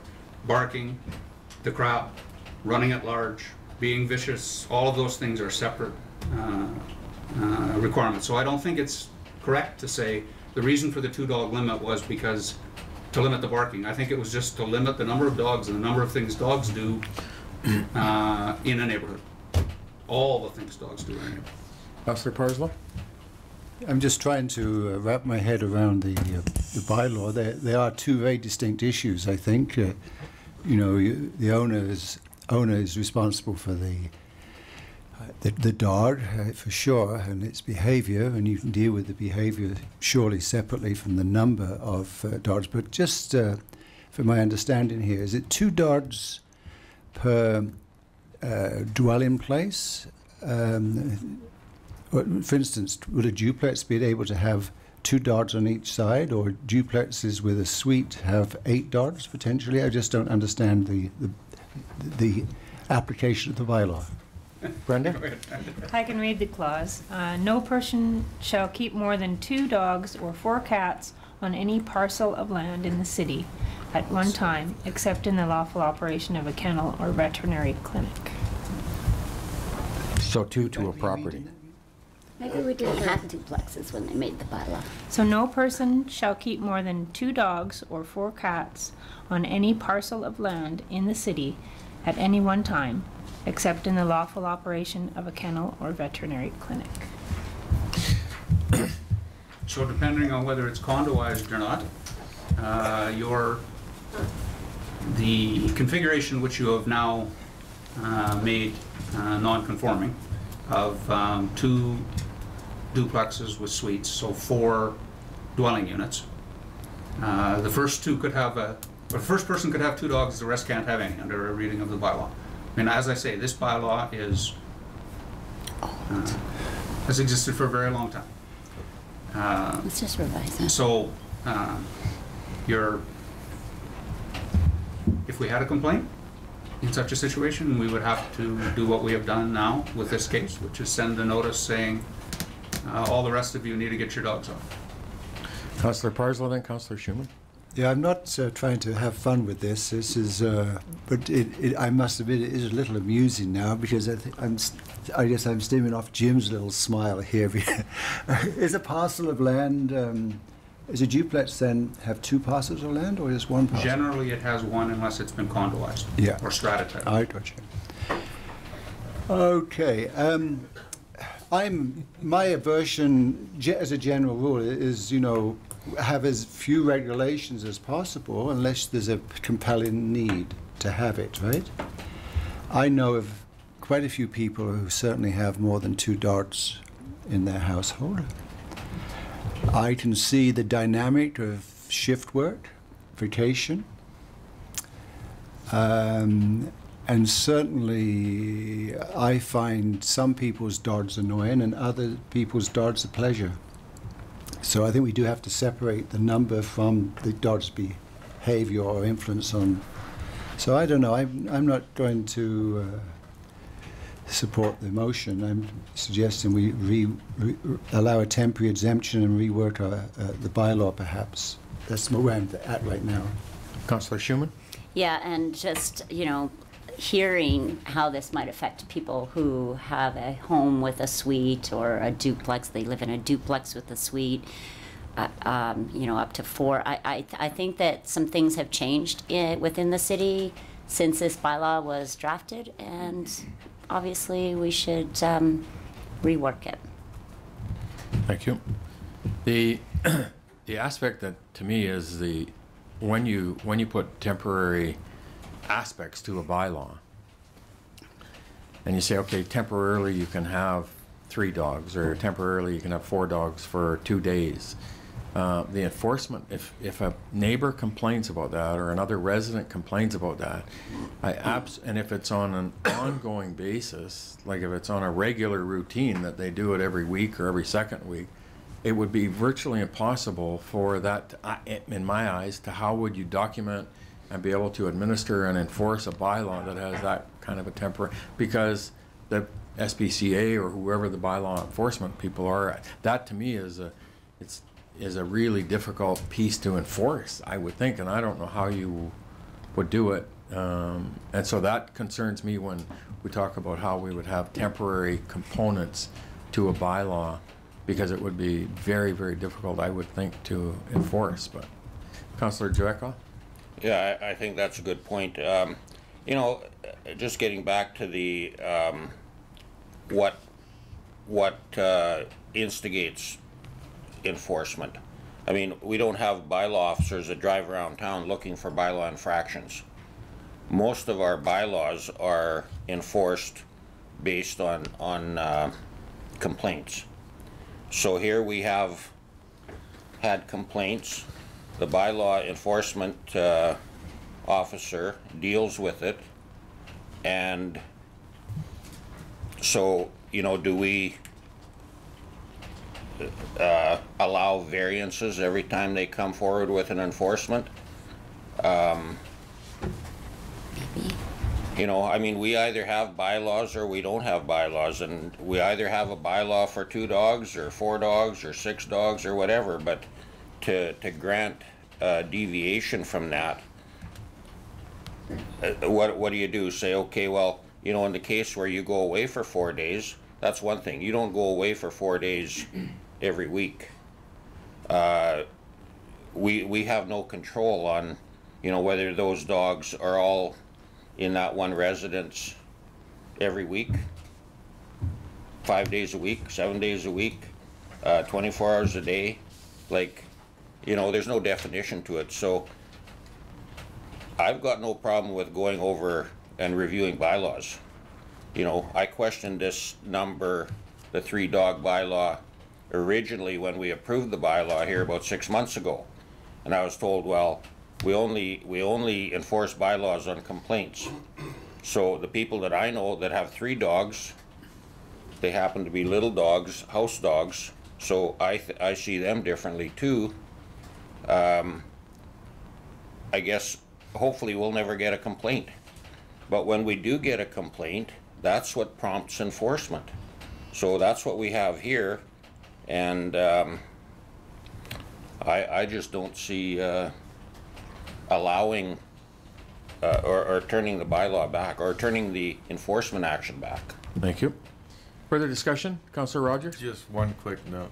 We have a bylaw that says 2 dogs. That's what the bylaw is. I'm not in favor of waiving bylaws. I'm not in favor of waiving policy. If there is a problem with the bylaw, then change the bylaw. But as right now, the rule states it's 2 dogs per parcel. So let's just leave it at that. And if council desires to change the bylaw, then that's something we should do further down the road. Thank you. Further discussion? We had the motion? Thank you. You ready, clear? All ready for the question? All in favor? Opposed? Passed. Is there a further motion? Well, yeah, so that's, I'm just... To examine the... To review that bylaw? For these issues or not? Yeah. Councillor Schumann? So moved. Move that we have instruct administration to review the bylaw and bring it back to council. Please. Seconded, Councillor McFadden. Discussion? Councillor Rogers? Yeah, could we get we'll be getting a report from the SPCA on what their opinions are? As a matter of fact, for the animal control bylaw, there's an automatic referral to the SPCA. Okay. Sorry, the animal responsibility bylaw. Councillor Dvekov? I think in a review, I think we have to consider the type of dogs or the size of dogs, whether you differentiate them by weight or somehow, because you know, people with 2 or 3 house dogs, little ones, it's different than 2 or 3 pit bulls outside. Sometimes the little ones are the noisiest. Yeah. Well, generate but the it's most generated on complaints. the most activity. So, all right, Jim. Yeah, I would expect the SPCA's run into these issues in other communities.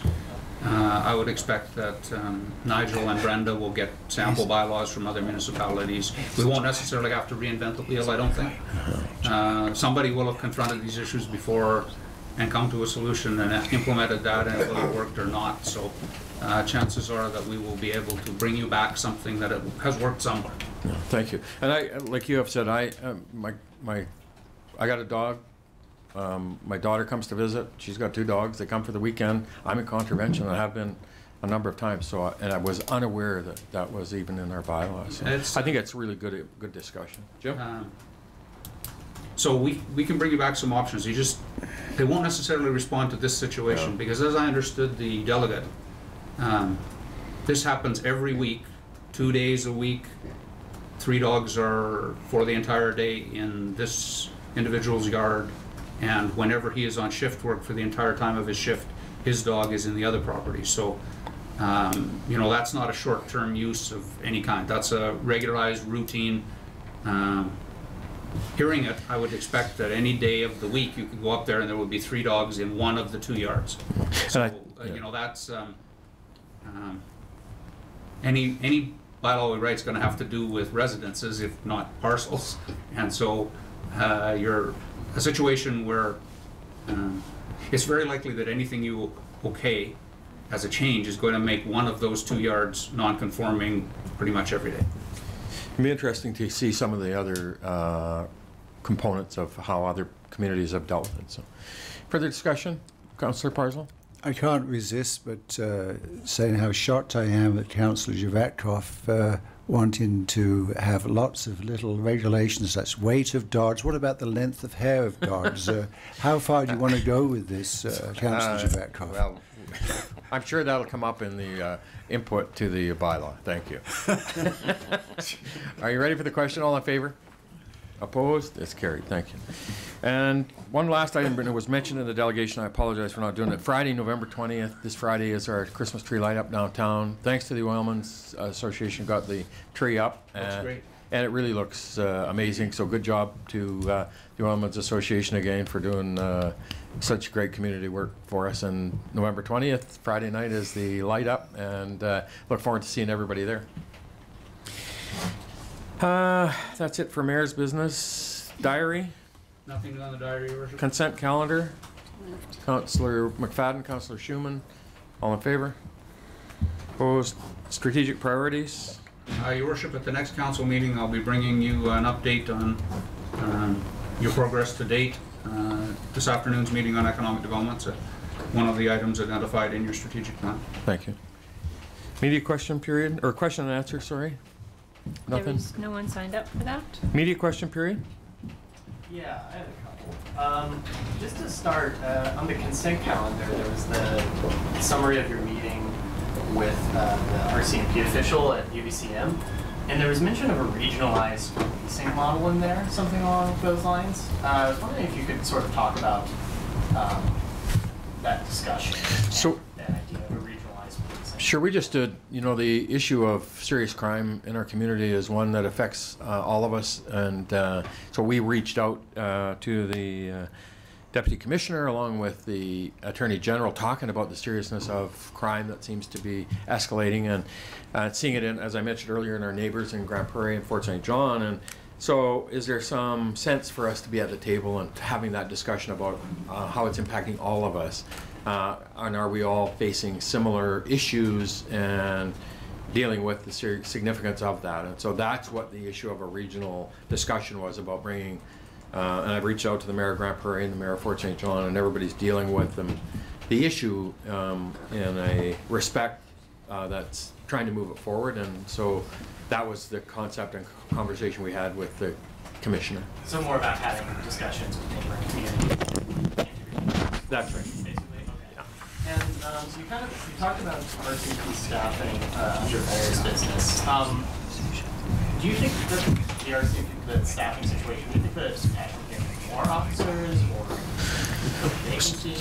Certainly we need to replace the vacancies we have, and that's first and foremost. And then the future of staffing will be absolutely part, I think, of our budget discussions this year, in terms of we'll get the report from the RCMP in terms of how it's impacting us and what we need to do and how we anticipate the future.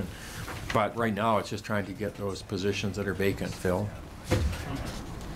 And there was one more just on the OCP review and update. I was wondering if you could just sort of explain why that's important piece of work. The OCP is really your foundational document to me in terms of what guides your community and so many aspects to it. And it really gives you that official community plan, starting from the vision and mission of your community, and the strategic view that you take with respect to the community in every aspect. The Residential Development Committee and how we dealt with that over the last couple of years is an example of how important your OCP is in guiding the future of your community. And it encompasses every aspect of your community and how you want to see the community develop in the future. It's the vision of the community, and what you base your decisions on come from that official community plan. And it's one of engaging the community in terms of how they see those things that are critical and view as very important.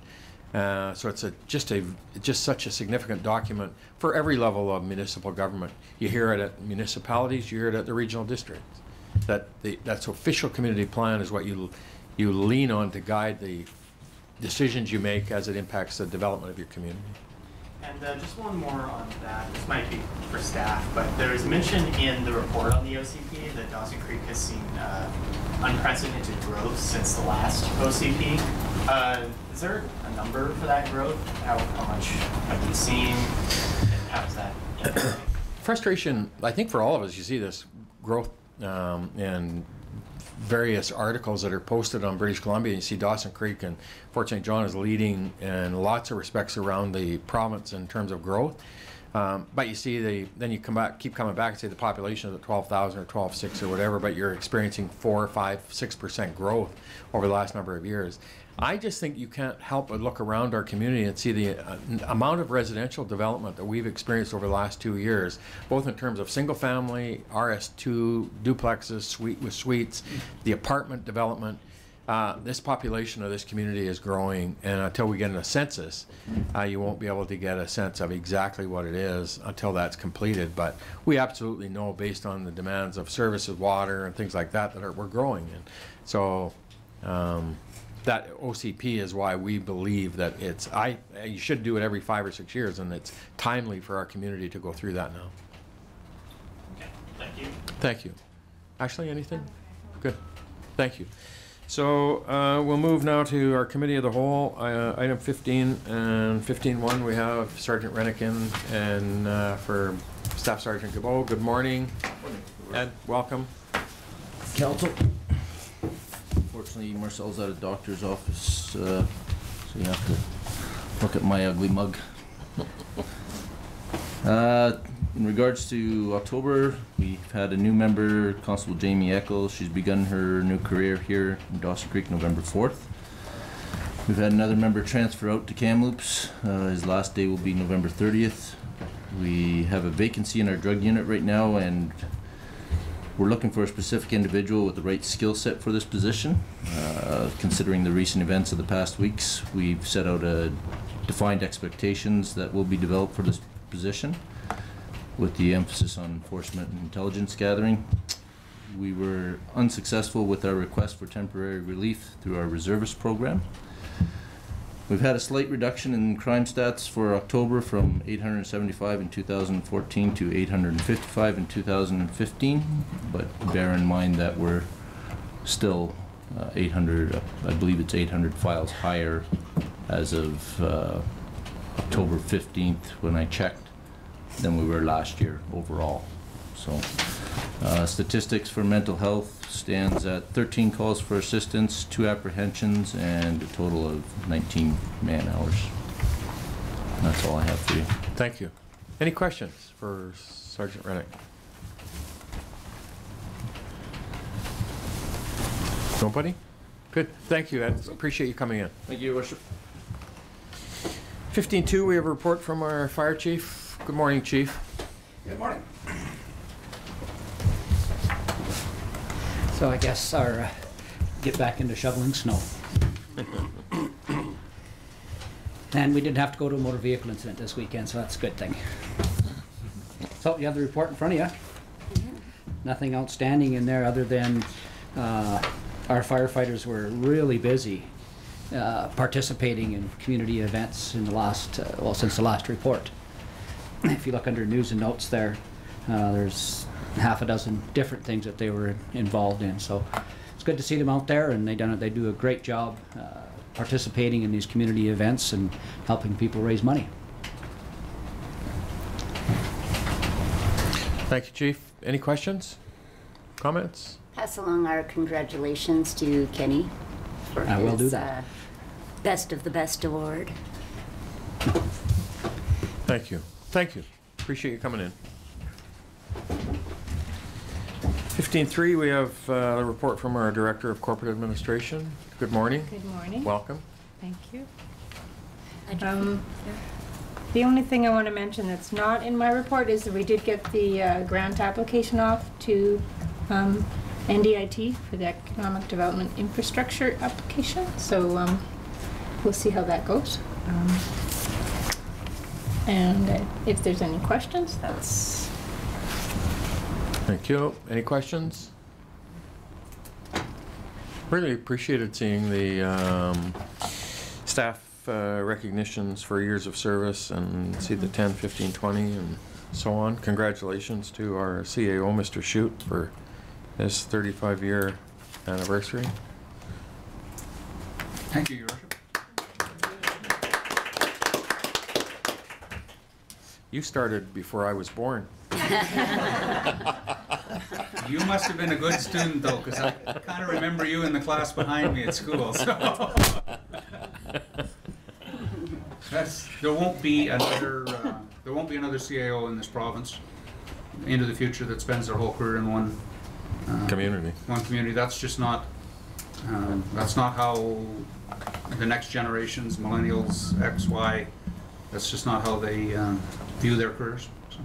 Yeah, I remember years ago they said people, our generation, you might get 2 or 3 careers in your lifetime, and now they say it's 7 or 10. It's amazing how the differences are. Thank you, Brenda. So just lucky, Jim, lucky or us. sorry, Charlie. Just Parslow? just one comment. KPAC expressions of interest. You when you wrote this, I guess council hadn't made its decision around 2016 strategic planning, so it's just going to be dealt with as a budget item, I imagine, right? That's a good question. I mean, my assumption is that we wish the previous actions of council still stand. We wish to dispose of that property as soon as we can. We got no expressions of interest when we tried. So we're still faced with so I imagine that'll be brought forward either as a budget. Maybe, is it more appropriate dealt with now, Jim, as a budget item? So what will happen is the same, an updated version of the same pricing to demolish will come forward to you, and it'll be up to council whether that's a priority for the next year's expenditures or not. Thank you. Thank you. Yeah. Thank you again, Brenda. Thanks, Brenda. Next item, we have 15.4. We have a report from the Chief Financial Officer. Good morning. Good morning. Welcome. Thank you. You have the report in front of you. Really nothing new from the last report. We did go through the interim audit and everything came out well. Most of the effort now until the end of January is about budget. We'll be going through a number of meetings with council and then just the preparation of the background information for all those meetings. So that's about it from finance. Thank you, Shelley. Jim?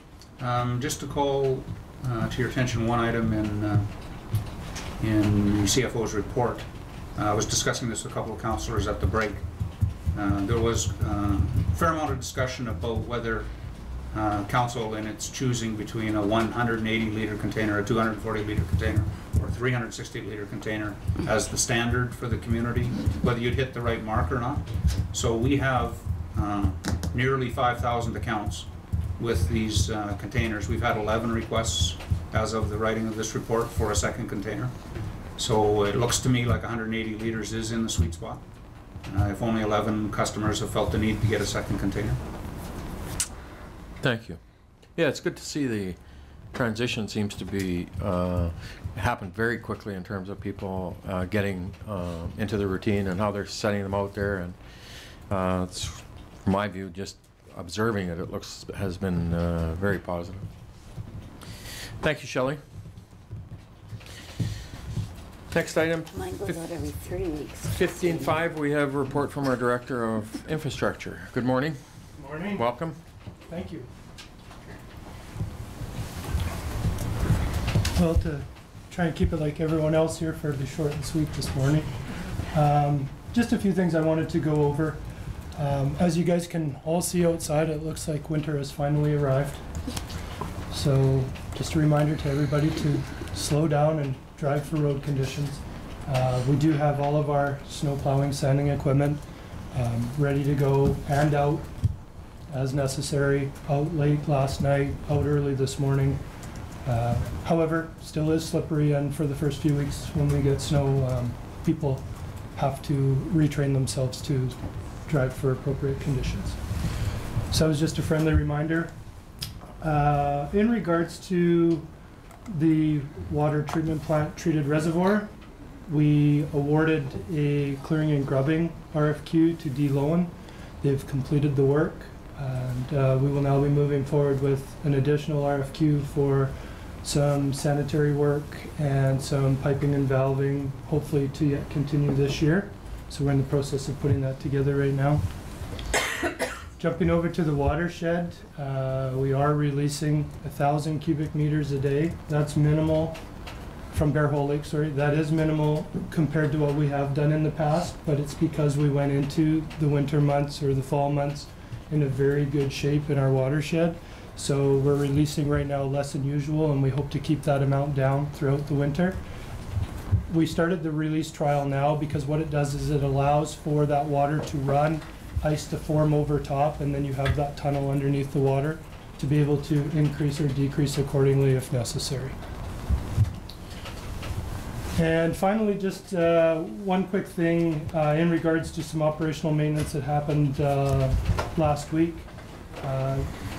We were actually putting a new water main that was tested and passed online.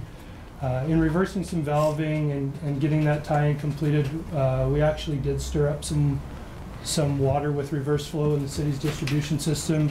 I'm not sure if any of council heard about complaints. We did actually end up with some murky water in the airport industrial area, as well as on the reservoir to Poos. Staff was aware of this immediately. We initiated a complete flushing program of the entire area and worked very closely with Poos. We did numerous amounts of chlorine samples, bacteriological samples to ensure safety, and kept everyone in the loop during that time frame. And once again, very impressed with staff's response and the ability to once again ensure that our water distribution system is kept clean and safe. Thank you, Sean. Any questions? Councillor Parslow? Yeah, just I'm trying to understand something there. The Bear Hole Lake release,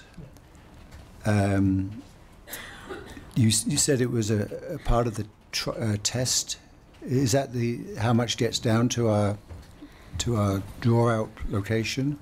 And then you said something about it, you know, freezing and having space for future flow. So what is it, both, or is it now becoming the freeze over part, or? So sorry if I wasn't clear. So in the past we've released for trial purposes, and once again this year for trial purposes, approximately 3,000 cubic meters a day in a release from Bear Hole Lake to collect the data of what reaches Aris in a time frame, what that looks like over the winter months for increased flows as well as weir levels at our Aris intake. This year, because we went into fall and we were already so well over our weir at Aris, which normally we're should be under at this point of the year, we decided, once again for trial purposes, to release, but to release less. We needed to choose to release now in order for that water to find its path and be moving out of the weir at Bear Hole Lake. If we didn't choose to release right now, that water wouldn't have a path as we move through the winter and would freeze completely solid, and we wouldn't have the opportunity. Yeah. So we took the opportunity right now to release less than usual to ensure that we had that open path under the ice in case we need to increase or decrease that amount during the winter months. Smart. Thanks, Sean. Councillor Javetkov? So when you're releasing water, how does that work? Is it electronic type of a gate, or does somebody drive out there and measure off 1,000 cubes, or how do you do it? It's a manual measurement at this time through flow monitoring, and it's done through valving right on the actual weir itself. So nobody drives out there every day? Not every day, but it is checked, and it's done mechanically, not electronically. Oh, okay. And we go out there and physically take care of that release, physically measure the amount of flow for that release, and then we do periodically check it throughout the winter months. So when you say 1,000 cubes a day, that's an average. What do you do, go out once a week, or? It depends on the weather, but as a general rule, once they've established it, once a week for the first little while to ensure that that's exactly around the average we're getting. And then depending, possibly 3-4 times a winter, unless we choose to do something different. So the other question is to do with the helicopter tour to check for land use adjacent to the stream. Do you do that in conjunction with the provincial ministries that regulate the land base, or? So what it was an initial study through the flight to see if there was anything above and beyond what we had recorded on paper, and there was a few things that came up during that flight, and Chelsea is following up with the government bodies that are appropriate to those specific uses in regards to what was seen along that flight. So does the city get referrals from Oil and Gas Commission and the Forest Service and to keep you up to date on what's going on? Notification, yes. And mining as well. Yeah, and mining. Okay. So this helicopter trip was just to confirm what they had reported? Yes, but also to look for things that may have been in place prior to those reporting agencies actually being proactive in regards to giving us stuff in the watershed area. And what I believe Chelsea did find was some things that she didn't necessarily even know were in place. Yeah, and also to scope out agricultural uses which aren't permitted. So there's no referral because there's no permitting on agricultural uses. Yeah, the ministries have been giving the city referrals for years. I mean, I can remember them in the 70s. So,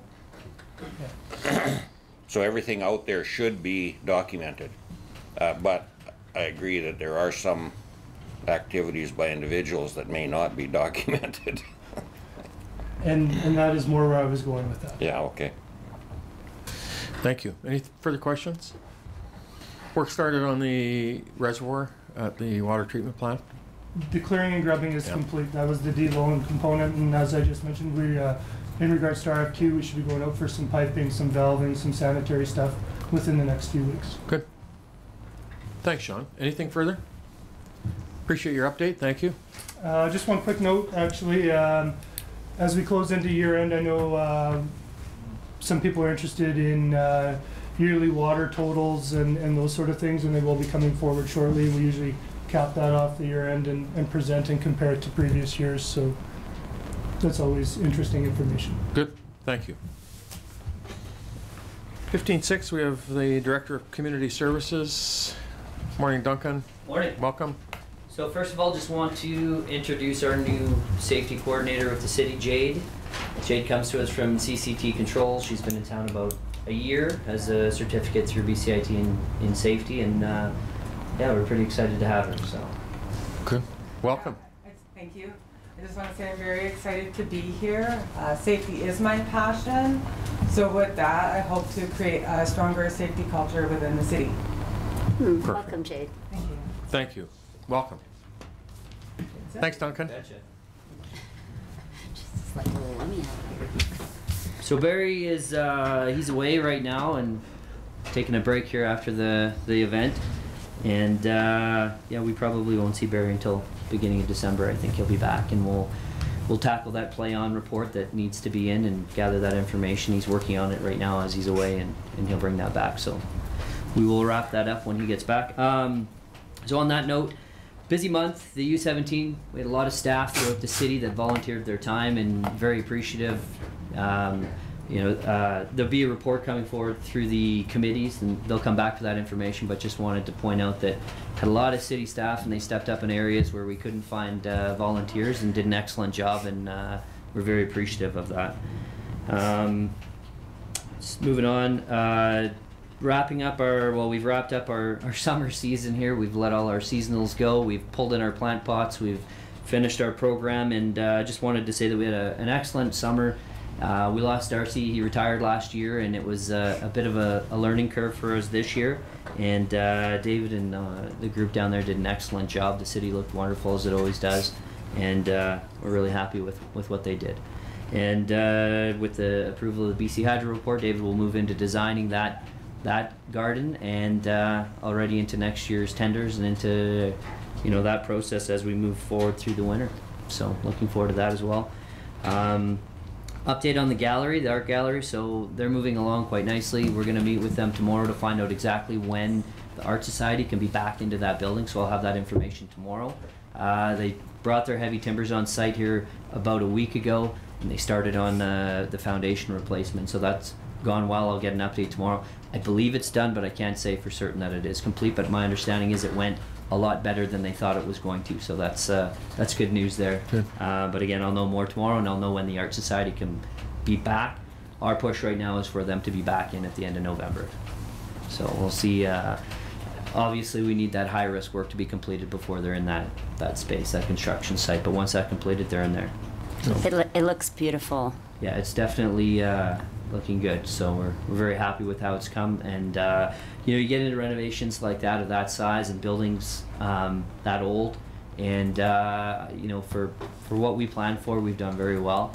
We found some rot as we've brought forward into council, and we've mitigated that, and we're trying to make sure that that building lasts for a long time, and that all of the areas that are difficult to reach and difficult to service have long life, you know, with the hardy plank and with that Metro Shake. So The only thing I'm going to miss is the writing on the back of it.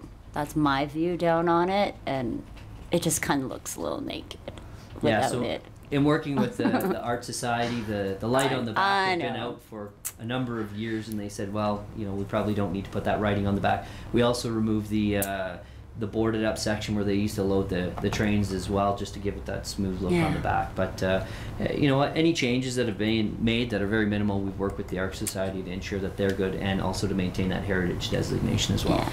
So it looks good. It's awesome. And then lastly, we're planning a free swim. It was in the report, partnership with the co-op.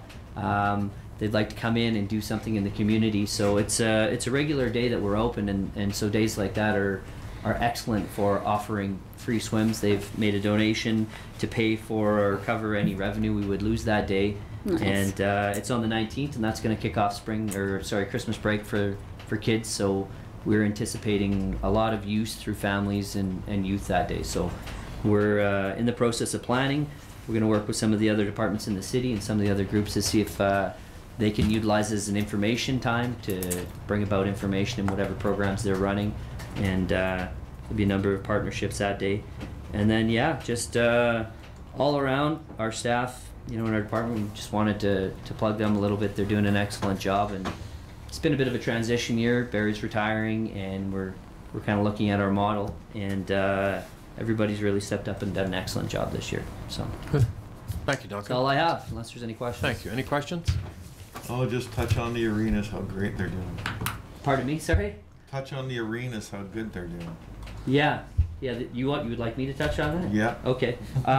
So we're at the point now where train will be back on site. They're in transition today. They'll be back on site tomorrow. And we're working through the deficiency list. So the arena plants are up, they're running, the ice is in. Now we're getting into some of the detail work on the controls, what we'd like to see, who gets emailed or text during alarms, some of, you know, bracing, some maybe design that we don't like. We're getting into the real nitty-gritty details. I think as I reported last meeting, we still have about 30% of that contract that we won't release now until everything's complete, just to ensure that if there are any concerns, that we can get people to come back and finish that work. So we're holding that money back. But I mean, they're coming along. Ideally, they would be 100% completed, but as you know, in most projects, there's always deficiencies, and we're doing our due diligence to make sure that we have enough money left over to ensure they come back to complete them. Good. Questions, Councillor Javetkov? Yeah. Sorry. I'll get Javetkov, then Roger. Sir. Wait your turn, Mark. The curling rink, there was some issue with the ice sections of it in the curling rink. I understand it was from air in the lines. Is that an issue with train, that they didn't purge the lines, or I didn't understand how that air would get in there? Our understanding is there's restricted flow, and we can tell that through the supply and the return on the individual loops that go down the ice. So we can take a thermometer and hit the supply and say, okay, well, you're going out at 21 or 16 or whatever, and you're returning, generally it's a couple degrees difference. We were getting a large variance, so we know it was restricted, but we know everything was pressure tested, and there was a lot of due diligence done before. So to first answer the question about Train, Train's job was to hook up to an existing brine header and supply and return lines. They didn't replace the header like they did at the Memorial. That wasn't part of their project because it was already PVC and was already fairly updated. So it wasn't their responsibility to look after that system at all. Similar to our system, you know, we've bled lines, we've done all that work on our side as well. They are going to provide us some support with it. We actually had planned this morning to identify some individual lines, pull the return off, plug the header, and run the pump to just get that flow up. However, we had a gentleman down from Fort Nelson who looks after the curling rink up there that had a similar problem, and he met with the president and with Mr. Ginter and a few others on site on Friday, and we went through a series of closing. Because our pumps pull through that system, they don't push, if that makes sense. We went through a series of applying pressure by closing our return line valves and pressuring up that system, and then bleeding the system off over at the end of the header on their side. And my understanding is this morning Mr. Ginter contacted our staff and said that he didn't want to pull those hand clamps off, or hose clamps, sorry. He didn't want to pull those off because they'd had so much success over the weekend of just pressurizing the system and bleeding the air. I haven't had a chance to get down there and take a look at it, but my understanding is that they were happy with. Very happy. They're very That's happy great. with the success they had there over the Right on. weekend, to a point where they don't want to actually disconnect anything. So to go back one step further as far as the cause, I mean, without scoping it, without actually pulling those lines off and pushing it, we know it's restricted. Through everybody that we've talked to, through working through Force Engineering report, which we need to provide a greater report for council, our belief is that the deflection in that floor, the movement, the sagging in that floor has caused those lines to droop as they go across, which has created air pockets, and that's where the air has come from. Everything we can tell, there's no air ingress into the system. It's existing, and it's been our challenge to get it out of there. And at first we were so focused on the plant that we needed to get everything completed there, and now we're at a point now where we've been able to work with the curling rink over the last, or the group over the last probably 2 weeks, and try and come up with solutions and try different things. But it is correcting itself, or getting corrected. That's my understanding, and Brenda was there on the weekend, so she would be able to tell me a little more, because I haven't had a chance to get over there yet. But they're happy with what they achieved over the weekend. I don't know if it's 100% complete, but Yeah, the temperature differences are minimal now. a couple degrees, which is normal. Right. I was there Friday night for the kickoff to the ceremonial kickoff for the curling rink, and I had a talk with Jeff, and they were working through it, and he said, we think, Friday night, he said, I think we've got it in terms of temperatures now are very, very consistent across. They had a couple sheets of ice where it was showing that air lock or whatever, they weren't sure what, but he said Friday night they think they've got it, and they were checking temperatures then, so. Right on. Yeah, so we'll continue to work with them and provide them support. Like I said, at first we weren't as helpful as we could have been, just because we were working and focused on the plant, but we're at a point now where we focused on that, and we're trying to ensure that we can get it ready. I believe they have a big bond spiel coming up here in the next week, I think, and that's the target, to try and have everything resolved by then. Thanks, Duncan. Anything else? Sorry, Mark, you had another question? Yeah, I did. Preventative maintenance program for that new system. Do we have a plan in place, and who are we going to be using to do that preventative maintenance? We have a bit of time. We have, as part of their design build, they've offered that year of labor and parts and training, and we've gone through that. Ideally, we're going to move more to an in-house preventative maintenance system. We, in the past, have got away from that a little bit and used contractors and relied on information from contractors, and we would like to get that information sharing internal now and have a little more ownership over that system, so that we can maybe ensure that the information's up to date, that we're getting it in a timely fashion, and that we're accountable for what's happening within that system. I mean, in particular, the brine is the blood of that circulation system, and the more monitoring we do on that, and the more testing we do on that, the more information we'll have about what's happening inside that chiller and what's happening inside the loops and the headers. Thanks, Duncan. Anything further? Councillor Parslow? Just in case you haven't had this brought to your attention, last week we had a sort of an inspection of Mile Zero Park, and I know that as part of the package that went forward, there was the existing parking lot being redone. One thing I didn't know, and I'm just passing it on to you, you know the wonderful landscaping that was done in front of Sudeten Hall and in front of the rest of the car, because of the condition of the blacktop, the wall is collapsing. Oh, okay. So sorry, the wall to the garden? The stone wall to the garden. Okay. Okay, so we'll have to do some maintenance on that. Yeah, I wasn't aware of that either. No, I wasn't, and I forgot about it until you started making your presentation, so you may want to have a look at that. So, and on that note, I mean, we're also going to look as we move through the capital budget at proposing some work on the exterior of that building, which may have the potential for some NDIT grants, as Councillor Rogers has found. So we're looking at all those areas and all those grants that are available for our capital, and we have some projects that were deferred last year that are going to have to come back, but currently putting all that together right now. So thank you, Duncan. Appreciate it. Thanks. 15.7, we have a report from the Director of Development Services. Good morning, Kevin. Good morning. I'll just touch on a few highlights out of my report. One of our building inspectors, Devin Bacon, attended a radon mitigation course in Prince George here a couple weeks back. Week-long course, very in-depth. He said it was pretty intensive. Basically what he comes out of that with is a pretty complete understanding of the systems that can be implemented, you know, the whole workings, identification, maintenance of radon mitigation systems. So it was interesting. Of note is even though we have you know, very low radon in this area, we thought it was worthwhile to go through and just understand it better, because it is something that the code is now requiring radon-ready homes, so to speak, where piping and stuff is in place so that you know, if needed into the future, they can implement these systems. So yeah, it was a worthwhile course. Kevin, I can't remember when we did it. Was it last year? We all went home with one of those little kits, and did we?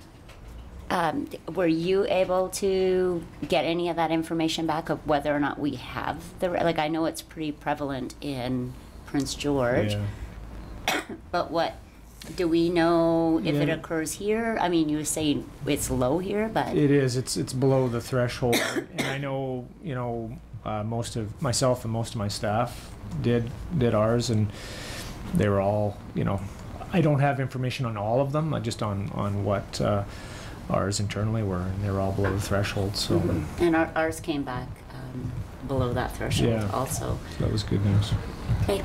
But just more of an awareness piece, right? So it's good. Tow truck parking bylaw is drafted and is just being reviewed, so that council should see that in front of them probably within the next meeting or so. We were pressing to get that back. It is that time of year as we see that may be an issue, so hopefully we'll have that in front of you soon.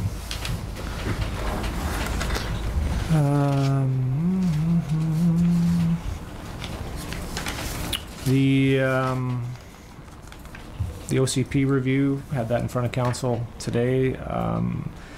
Again, very good report from Nigel. I think there was a lot of information there for council to consider, so that's good. Move forward. Sewer DCCs, still with the ministry. I chatted with them, I think it was early last week. It sounds like we're getting close. They were just going through, had a few more questions, but we're expecting we should have that back in front of council within a couple weeks to a month. hopefully. Okay. Jim spoke about the automated waste collection program, and that is obviously going well.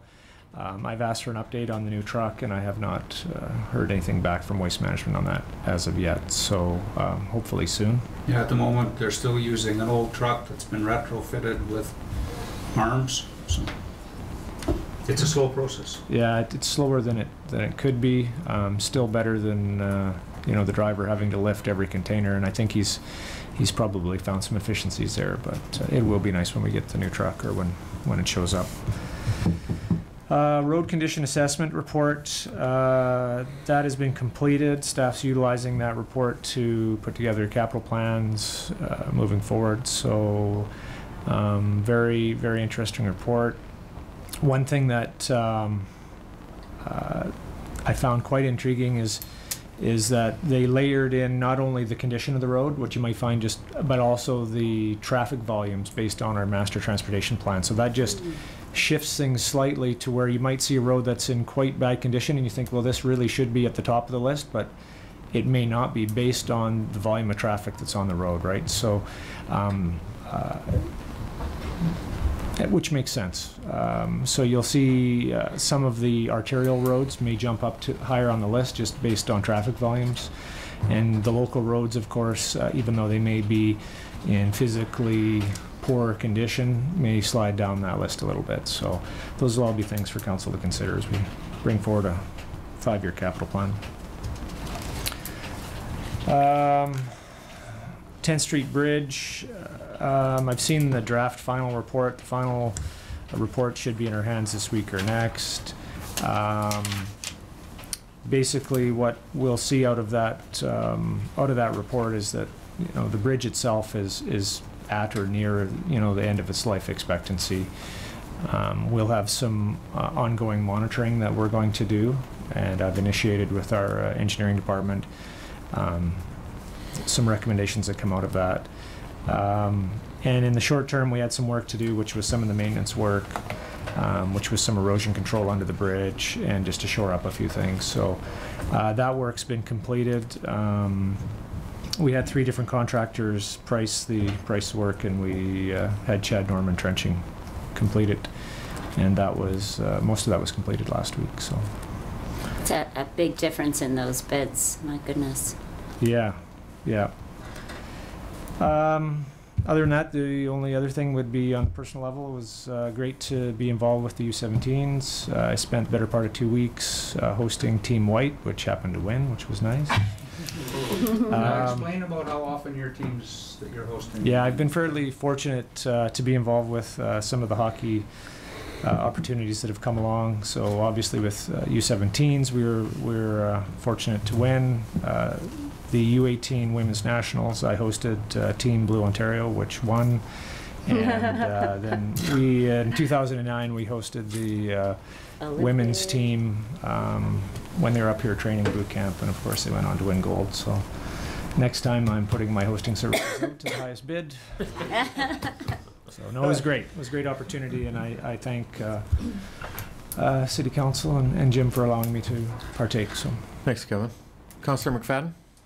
Has there been any progress or development permits for the frac sand facility, or where is that at in terms of? It's been pretty quiet. I believe Nigel said he spoke with Mr. Weeb last week, and it sounded like they were getting some financial security in order. So, thank you. Yeah.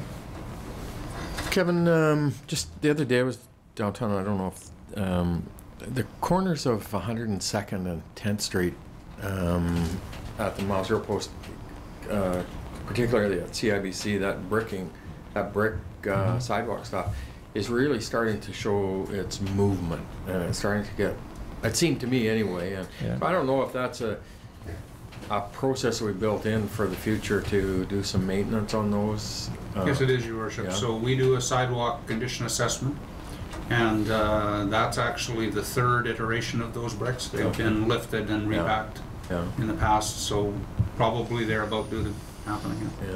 Yeah, I just noticed it, and I thought that's They're trippy. Yeah, it's at the letdowns. It's also at all of the areas around the plantings downtown. They, in our conditions, they need to be repacked fairly regularly. Good, thanks. Yep. Jim? One other item not in the report, but just for your information. So I kind of lose track sitting in my office about whether the regional district does building inspection or not, but apparently right now they do. They have staffing issues because of a medical leave for an employee. They were looking for the city to provide some services to them. We looked at that and we just can't. We don't have enough available time. We're already doing Pouce Coupe on a contract. There isn't enough time in the regular day for that. However, I have authorized our building inspectors, if they wish, to take supplementary employment at the regional district to work weekends and after hours. I've given them permission to do that. I don't know if that's going to help the regional district out or not, but kind of the best we could do. Councillor Rogers? Yeah, I just, happy birthday. A couple days ago. Yeah. With the road report coming in and the price of oil being where it is and asphalt, with oil being the main component of the asphalt, would there be a recommendation from staff coming forward that we might possibly accelerate our paving as part of the capital budget? I just wonder if that wouldn't be a prudent thing to be doing, and that there are some other streets in town that are still gravel. I talked to some other business owners that are out by the fairgrounds there, all those gravel roads that are out there, and they question me is, why aren't those paved? Because the grader runs up and down them, once, twice, a month or 3 times a month. Yeah. And the amount of maintenance must be fairly high. And if they were to get paved, from what I understand is there was a lot of them would be okay with, contributing their share to it through the taxes. So it was the acceleration of the pavement. And then I was just wondering how the Sani dump that we're partnering with the regional district. I was just wondering if there's been any more movement on that. As far as the partnership with the regional district, it's as far as when it's going to start. The engineering is what we're doing in that. Yeah. It's underway. The engineering is underway. Yeah, so maybe let me take those. In terms of the engineering, which the regional district has contributed for, that's hired and it's underway. At the end of that, you're going to get a quantity estimate of what it will cost, and then we will have to put a business case together for you that convinces you whether or not you're going to go ahead and build that. Similarly with pavement, we're now under direction from council to put a business case together. So rolled into the business case are issues like what the cost is. But the priority for council is always the work that needs to be done, not the cheapest work. So the water treatment plant, which you've identified as a priority, is horribly expensive work, not impacted at all by the low cost of oil, but it's your priority. So the business cases are always going to come to you with this combination of the need for the project, the cost of the project, the schedule for the project, what this will accomplish. In the grand scheme of things, pavement is unlikely to move up above water or sewer just because the cost of pavement goes down on the per meter cost. It would have to pretty much be free before it could move ahead of some of these things. That's what the business casing is all about. That's what council priority setting is about.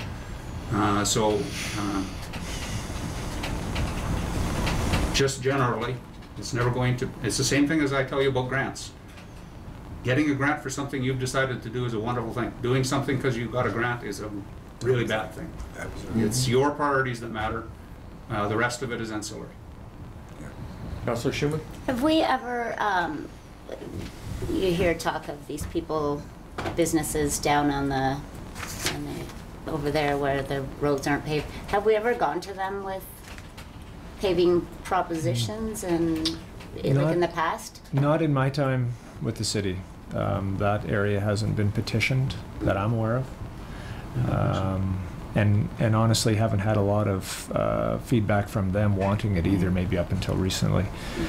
That area would require probably a storm sewer installation as well. So the projects to complete that, pave it properly and deal with it would be, they'd be significant expense to it. But on the flip side, yeah, from a maintenance standpoint, would certainly help with a lot of the ditching issues we have and the gravel road conditions. So there's some trade-offs there. You do have established policy that says residential is a priority over industrial.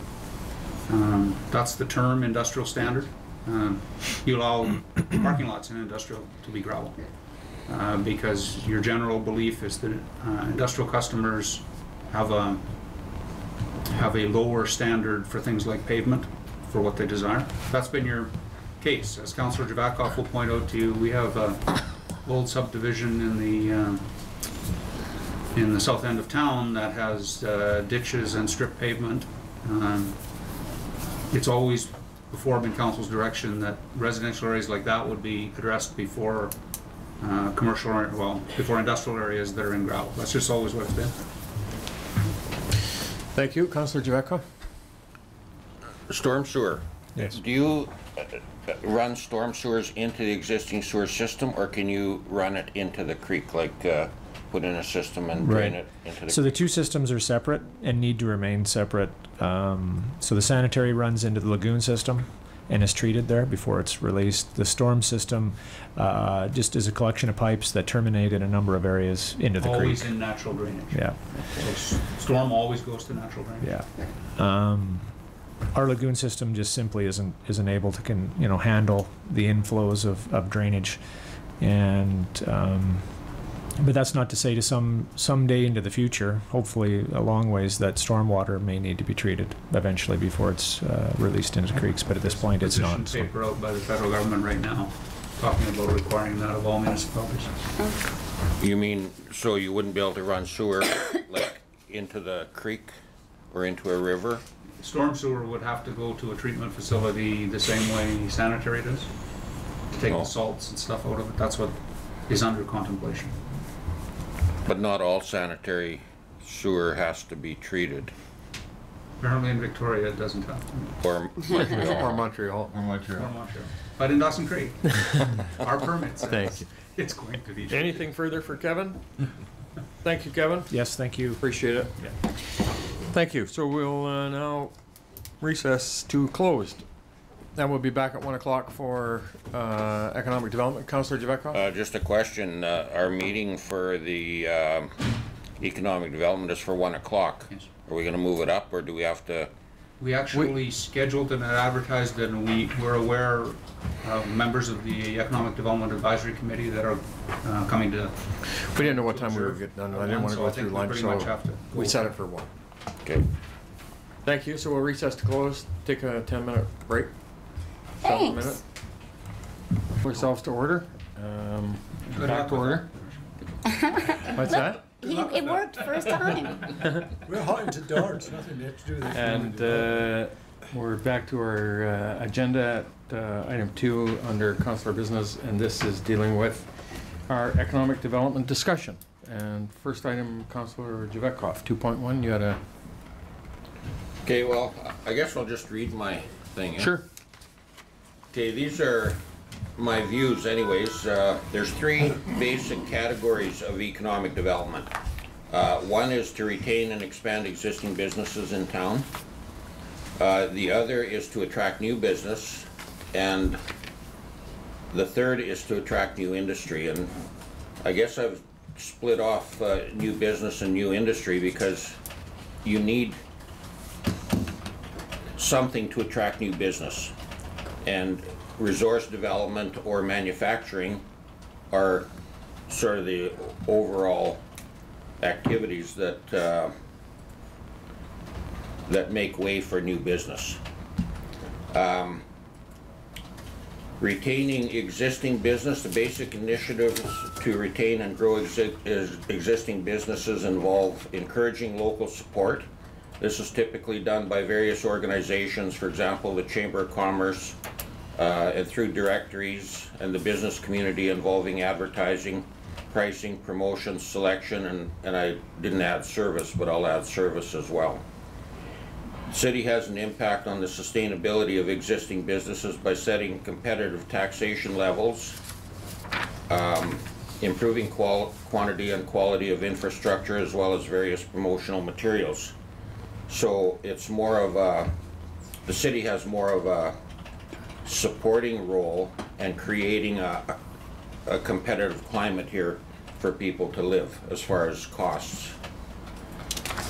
Attracting new business, some of the factors that aid new business to decide to locate here: tax rates, favorable support of regulation, availability of land, rental, lease rates, cost of services, quality of life, amenities, infrastructure, availability of qualified employees, etc., and existing industry and markets for services. So a lot of the same things that support our existing business apply to attracting new business. And one of the big things is having sort of the overarching industry activities or manufacturing or some major activity like LP, where services can build up around servicing that company. I feel the main role of the mayor and council is to be available to work with prospective new business people, welcome them, and give them a positive introduction to the community. We need a process where prospective business people, investors, are greeted by the mayor or a council member with the intention of ensuring successful solutions. So when somebody comes into town and they want to invest, they want to talk to somebody like the mayor to get a kind of a feeling for the for how welcome the community is, and you know, just a general overview and that type of thing. And I think that's important to have a pipeline. For example, if somebody comes downstairs and asks about starting a new business, for example, or whatever, somehow investing money, there should be that should be a trigger to say, well, you know, would you like to meet with the mayor? And then set up a meeting sometime. You know, if the person wants to meet with the mayor, or a counselor. It doesn't have to be the mayor necessarily, but somebody that has the, not credibility isn't the bad word, but sort of a role with the city.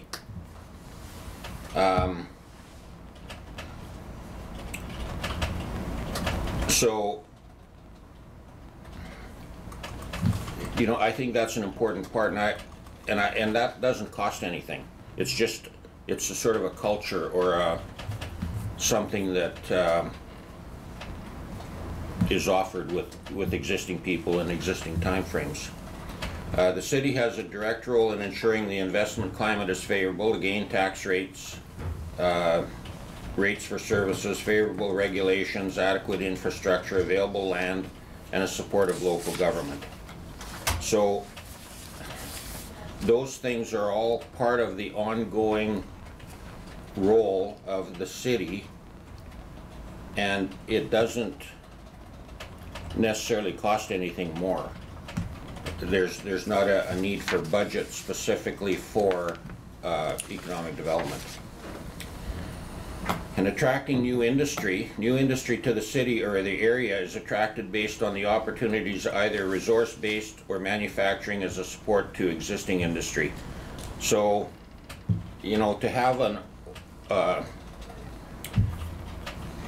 industry or manufacturing or resource industry, that's what it takes to have people here, to have a market for service companies and that type of thing. When LP came here, then you have a series of supportive service industry that builds up to that. So, you know, that's something that, you know, BC is basically resource-based. I mean, we have agriculture, mining, oil and gas, forestry, and to some extent tourism. So those things, you need those for new business to be able to market their wares, eh? The role of the city to attracting new industry is to provide an overview of the city and the area, which is basically information. And information, back in the day, it was hard copy. You'd mail out pamphlets and that. Today, it's internet. Somebody in China or Europe flash up the internet and they can see everything about Dawson Creek on the internet. That's something that needs to be kept up to date and requires budget. Ensure competitive tax rates and service costs, so taxes and water, garbage, that type of thing, so that we're competitive with other areas. Ensure adequate, competitively priced land is available, and the role there is to try and make sure that there's enough land. I mean, we don't own land that we sell, but we have a role in ensuring that there is land available, especially with the agricultural land reserve. There's a process there to make sure there's land available, and land is one of the key components. To identify opportunities, and that's something that the way that we have done it in the past is to have economic development focus groups, I guess, for lack of a better word. We'd have a group of local people involved in an industry like forestry, and just to get together, and it's not a cost item, it's just a meeting of people that are willing to meet and talk about what's going on and what opportunities there are. And again, it's those meetings were always chaired by a councillor, and then the councillor would bring back any ideas or suggestions or information back to council. Provide encouragement and a supportive welcome, and again that stems back to if somebody comes downstairs and talks about investing some money here, that they have a pipeline to somebody like the mayor or a councillor. Our area has established agriculture, oil and gas, forestry, mining, and tourism. Opportunities exist in services to these industries. These opportunities can be identified through committees made up of local industry-specific community members. Again, it's not a cost item. It's something that we could do as individual councillors or the mayor. And if you've got an interest in oil and gas, for example, to get a few people together and talk about it. And there are lots of people that are willing to do that type of thing in the community. So ongoing budget is required for website information updates on the overview of the city and area. Again, we used to do it hard copy. I can remember Catholic Social Services would give us, I think, a monthly update and hard copy information that we would have available. Now it's all internet based, so it's available to everybody all the time. Many other existing functions of the city directly support the function of economic development. So, infrastructure and that type of thing, things that are going on all the time, help in economic development, that aspect in the city. Much of the identification of opportunities and recruitment of prospective new businesses now done by developers and landowners in their efforts to market their land or buildings. And this is a real key one to me. If you look at the industry that we've got, for example, the airport subdivision and the industrial subdivision, the city had very little role in attracting those businesses. It was the landowner, the developer, that beat the brush, along with real estate people and others in the industry, to market that land and set up new business. That subdivision generates today between $500,000 and $600,000 a year in taxes. That's the city's portion. That's not counting hospital and schools. So there's economic development that didn't cost the city anything. The city played a role in providing the land, but as far as the legwork to get those businesses here was done by others in the community. And I think that's one of the key things that's changed. From prior to 2003, when we didn't have an oil and gas industry, you know, there was, I guess, a need for trying to market our resources. You know, I don't remember us doing anything substantial. I think a lot of, when Encana came in and bought $400 million worth of land to drill on, that was a decision that was far out of our bounds. I mean, that's, you know, something that happens, you know, in the industry. From then on, you know, we had land available. We had the other industrial park over on Highway 49. So right away, it started filling up, and we marketed that land. We actually owned a lot of it. So to me, again, that's one of the key changes in sort of economic development in the role, is that a lot of other people now do it, and we are more of a support. Like if one of these landowners brings in a investor, the investor wants to talk to somebody from the city, then that's our role. But it's not a cost item, eh? Sometimes there is, because you may have to travel to Calgary or Vancouver or someplace, as you know, to talk to these people, but most of the time it's not a big budget item. The role of the city is supported now that we have a flourishing existing industry and the private sector actively identifying and marketing opportunities. So, and that was meant to be supportive, not supported. The main concerns directly related to the city are the provision of adequate infrastructure, competitive tax and service rates, adequate availability of land, and a support of encouraging positive local government. Again, so to me, that's the way that I see the primary role. So in the suggestions, and in looking at this, it could almost be a motion, but I'll just read it for further discussion.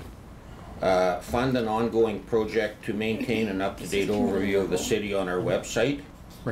Organize a committee with council liaison, for example, a committee of local people with expertise in the oil and gas industry to identify opportunities and actions for economic development. And this applies to other industry as well. So that would be these focus committees on the various industries that we have, like forestry, oil and gas, agriculture, mining, tourism, so that you've got free local advice. Local people have a lot of good information, and they're willing to talk for free. So, you know, I think it's one of the keys. Acknowledge and support local entrepreneurs in their efforts to attract investment. Focus on improving infrastructure that enhances the city for new business. And the example there is we've got some properties in the city that aren't serviced. You know, if they were serviced, there likely would be some building, which would result in generating taxes on a permanent basis. Again, land is one of the key things. So those infrastructure enhancements, I mean, we have to be aware of those when we're talking budget. And You know, I think it's important. And develop a protocol where the mayor or a councillor has direct contact to welcome and encourage and support progressive investors. A lot of times there will be people come in that want to do something, but there are some issues with bylaws, zoning, that type of thing. If those people can meet with somebody that is supportive, that's saying, look, let's have a look at it, let's see if we can come up with something that works, you know, see how our bylaws work, see what other options we've got. It's a supportive role. It doesn't cost anything, but it just makes people feel like, gee, yeah, you know, these people are interested in getting me here. It's not going to be 100%. It's not going to work out in all cases, but in a lot of cases, there are things that can be done to accommodate a business, even if it appears that maybe our bylaws wouldn't allow it, or zoning, there's zoning issues. Things like, I made a note of here, this temporary use permit for zoning. You know, those are tools that we can use to try and accommodate investors. So that's my spiel. Thank you. So I just want for clarification, we are back in new councillor business on item 2.1, and we're talking about economic development. And sorry, go ahead. I just was under the impression that we were going to have this discussion about economic development as a committee of the whole, where we were just having a little conflab, la la la la la. It is included under new business. Under new councillor business, because it was brought forward by Councillor Javetkov at the last meeting, that we wanted to bring it forward under today's meeting. And so for clarification, we've got 3 councillors that have provided input, and it's my hope that we've invited some of the members of our Economic Development Committee that have sat on the committee in the past, and to be able to have that conversation about some input in terms of part of our strategic priorities, part of our strategic prioritization that we set for this year that we wanted to identify. And so hopefully out of today's conversation, we provide ourselves, first of all, with some vision in terms of how we see economic development moving forward for our community, and what those actions, what those directions are will come as a result of that conversation today. And hopefully that gives us some sense of how we see it moving forward. So we can respond now? Sure, yeah, absolutely. And so, yep, absolutely, go ahead if you have a question. I don't have a question. I thought, you know, if we're talking about what we believe, I have a little something also. So along with the importance of retaining and expanding existing businesses, attracting new businesses and industry, we need to focus on marketing our community outside of the region. We had some of that happening with our Dawson Creek tourism efforts and our community magazine, but without that, who will be putting that information into the hands that it needs to get into to attract people to live and work and bring their businesses to Dawson Creek over other communities in the region. I believe, in response to Councillor Javetkov's comments about what we need to provide, I believe that the city is providing good tax incentives and that we are providing quality infrastructure in a timely fashion.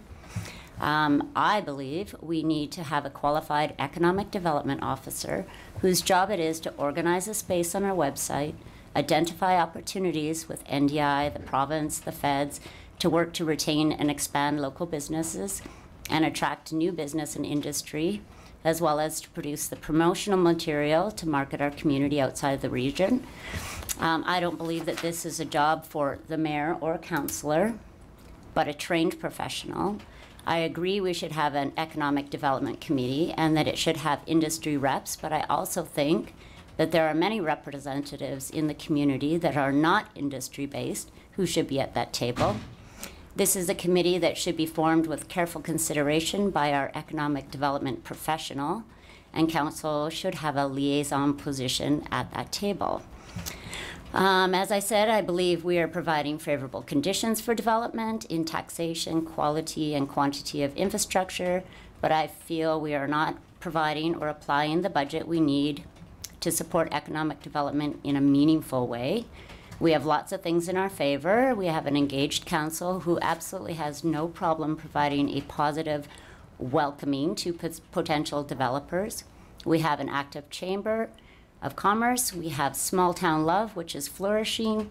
We did have tourism that was doing their part, but what we are missing is an economic development department with dedicated staff whose sole job it is to be responsible for all these things that we're talking about today. I've asked around and I haven't really found any other communities who rely on their mayor or councillor to fill the economic development position. And I also noticed that we are just one of a few communities that does not have staff dedicated to economic development. We've been debating this economic development question for years. I feel it's time to get on with something. How we would fund it, I expect staff would come up with some choices for us to make. And, you know, if I were to be deciding whether or not I needed an archivist or whether or not I needed an economic development officer, I think I would choose the economic development officer. So that's what I believe. Thank you. Councillor Rogers, you had a input? Yes, I did. I'll just run over some of the things that I'd written down. With the understanding economic development means different things to different people. It involves a number of stakeholders, government, non-government, community, and private sector organizations. Outcomes can be different job creation, increased productivity, and improved quality of life, and I believe that's what we're all looking forward or working for anyways. Economic development is a collaborative process between all levels of government and non-government organizations that builds up the economic and social capacity of an area to improve its economic future and its quality of life. And another thing for economic development was it can be defined as a program, a group of policies, or set of activities that seeks to improve the economic well-being and the quality of life for a community by creating and or retaining jobs that facilitate growth and provide a stable tax base. I think those are things that we've already been talking about. Economic development has many objectives, most commonly the creation of jobs, wealth, and assets. So we need to adopt and develop explicit economic functions, programs, and policies. This will help us facilitate the development of our local economy through core service deliveries like infrastructure provisions, community planning, and development. We've talked about our OCP, we've talked about a quality of life, we've talked about infrastructure. You know, everything that goes on in this community, I could say that that is economic development. You suggest something to me and I could tie that into economic development somehow. But we need to come up with an economic development plan or a strategy. Currently, I don't think we have one. And then our economic development plan would have to be updated. But to identify areas of what we're doing in the community for where we want to target our money. We have money that we put out for that we call economic development in our budget. Is that where we want to target that money? Is there's money that through economic development that we are through taxation and through permissive tax and fees for service. All of those things are attributed partially to economic development. So we need to come up with some policies and some guidelines for where we want to spend that money so it'll have the greatest impact. I know we had a economic development committee. The only parts of that I didn't understand were, like, what were the terms of reference? Maybe some of those members can tell me. What were the terms of reference? What was the task? Were we generating interest and feedback? And I was just would like to, you know, if they're here, I'd like to hear what their thoughts are. Does our local government budget specifically for economic development? And if so, how much is funded? That would be a question that I would like to ask staff, but after I get through it. What is the target with respect to funding, and what are the goals and the expected outcomes? I've got more questions than I would have answers. Part of figuring out what our outcomes would want to be would go back into our official community plan. Like, our economic development should all be tied in with that, because we are building our infrastructure. We're investing into our infrastructure. Our infrastructure would be our arenas and our parks, and for the quality of life. And we invest into our airport. We invest into even our roads are considered economic development. And who are we partnering with? Are we working with other, with our provincial government and other associations to help us with our economic development? There is funding available through local government with development of an economic development plan and policies. An EDO, there is funding for that through NDIT. That's something that can be looked at.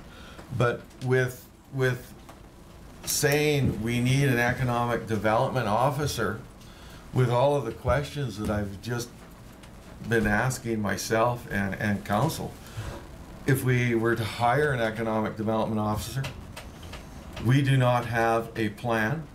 We don't have a strategy. We wouldn't have, like, we need to develop a plan, a strategy. We need to develop a function for what that economic development officer would be doing. And we need to find out where we best want to target our money that we're investing in the community, and what goals and what outcomes that we want to see. There was something that kind of stuck out in my mind, because I was the guy that's saying, you know, water, road, sewer, infrastructure, the rest of it, as far as the sports and the tourism and all the other stuff. I wasn't, my attitude's changed somewhat, because I just looked at the water, roads, and sewer as the key components. That's what we should be focusing on. But I did read that they talk about the quality of your life, which helps retain people in the community, and why people would choose to live in this community rather than another one, and why a business would want to come here.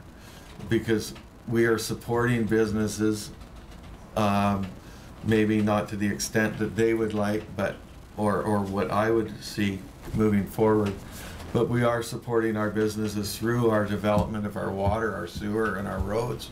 We are helping businesses through that way.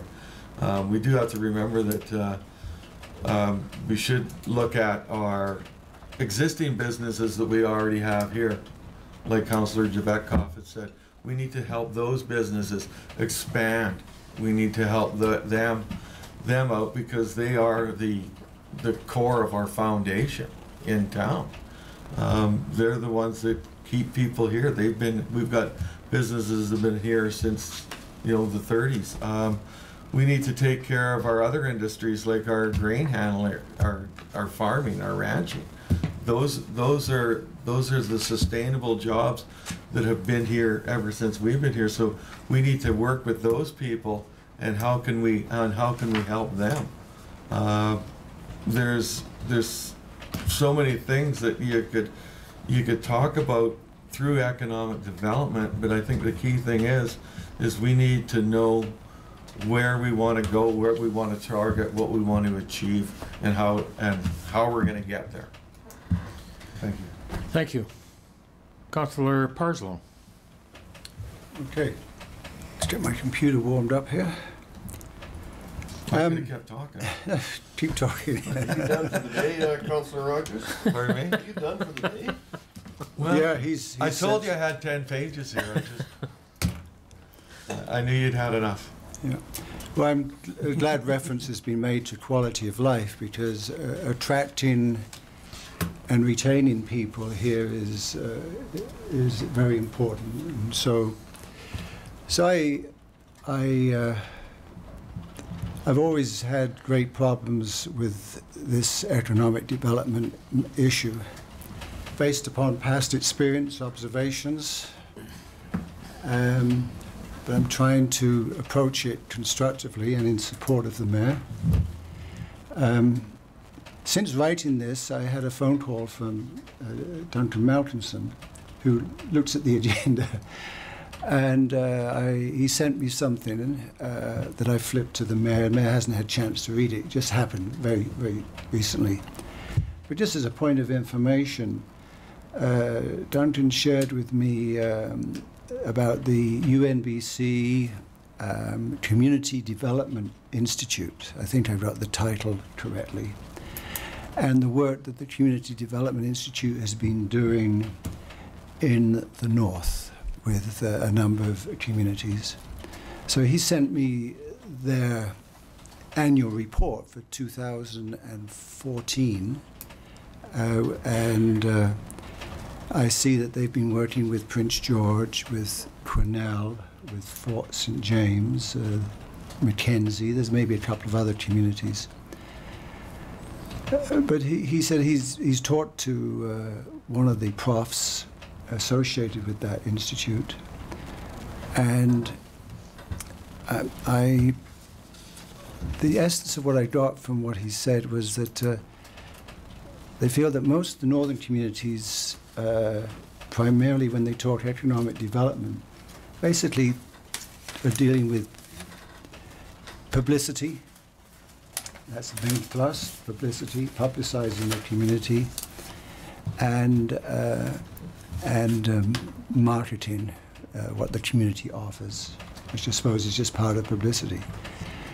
And the perspective is that view is not supported in the literature. They look to Europe for where they say some very, very interesting models of economic development happen. So I'm just sharing that as a possible resource, and the mayor's going to look at that sometime soon, and maybe we can avail ourselves of some of the services. I don't know. See how it fits. So to me, if we're going to move forward with this, we have to know where we are right now. And I guess this is really a reference to the budget, and maybe could be discussed at some length at one of our budget meetings. But, I look at all the things that are labeled economic development and tie into that tourism, which is a very low form of economic development, but it's still economic development. It's about $1 million. I'd stand to be corrected, but it's, I think, maybe 800 and something. Always round things up a bit. So I would like to see, okay, I don't know, what is the object of expenditure for each of those things? What results are we getting in our economic development work for the expenditure of those funds? I need to know, in other words, where are we at right now? I don't know what that is. It occurred to me, and I wrote this before I had this discussion with Duncan either Friday night or Saturday morning, I don't know when it was now. When I looked at the chart of accounts, it seemed that many of those activities are really directed at enhancing what I would call community vitality. And there's nothing wrong with community vitality. But to me, economic development is really about, if I put on my role for the corporation here, is trying to improve the tax base of the community so that we can provide more services to the people. And by that I'm talking about business and light industrial and heavy industrial tax base.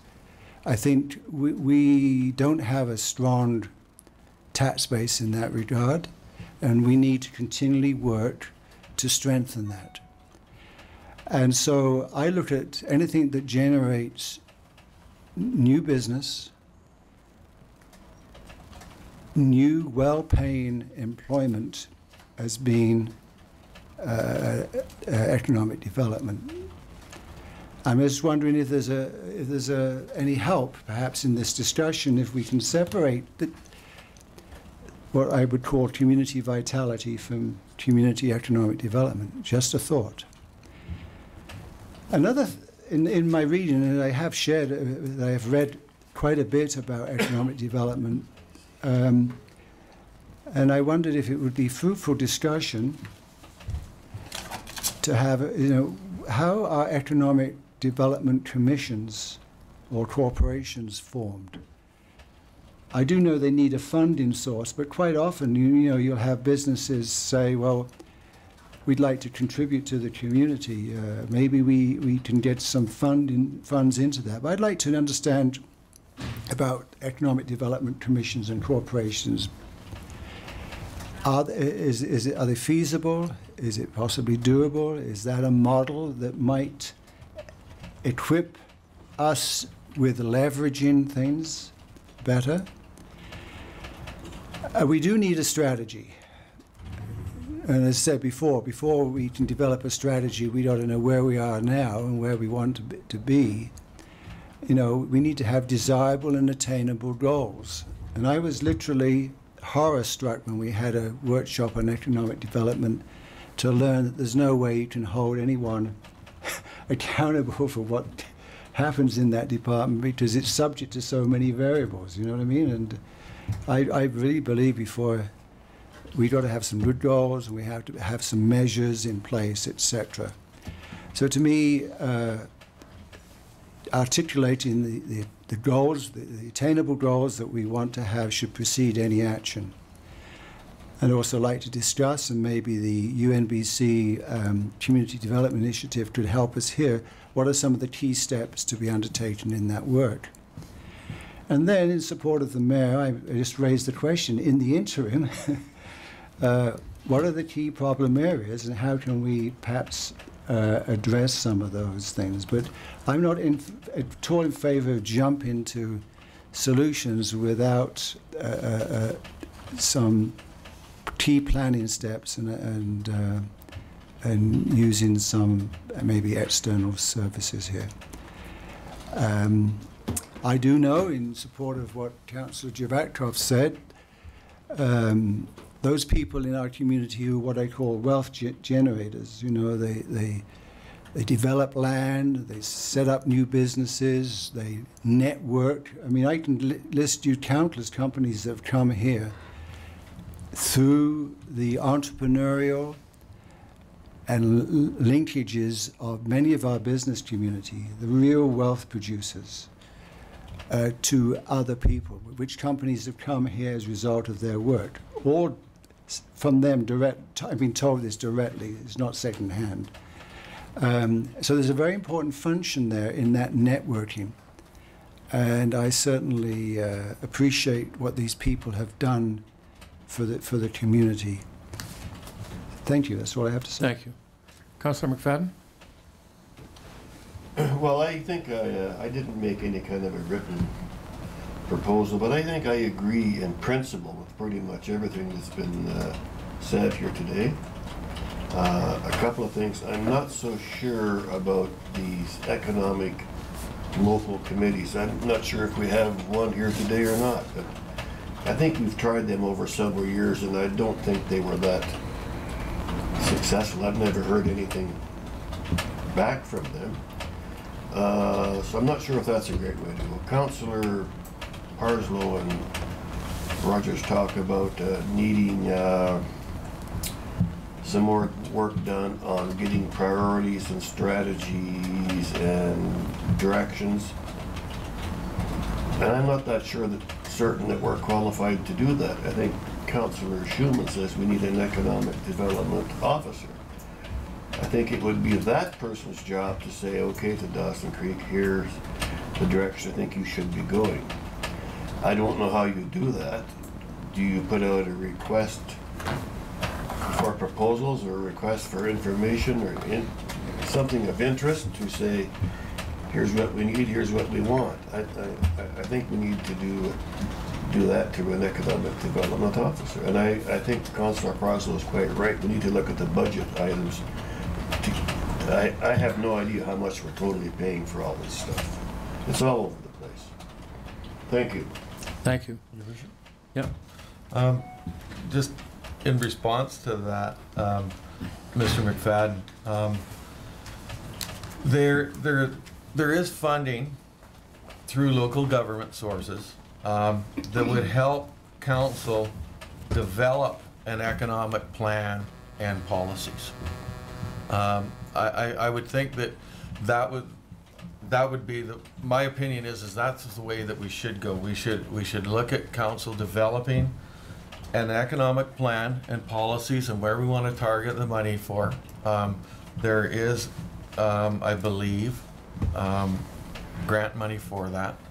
And then once we figure out exactly what we want to the community to look like and where we want to spend our money, because there's almost $1 million that we're spending on economic development, and it's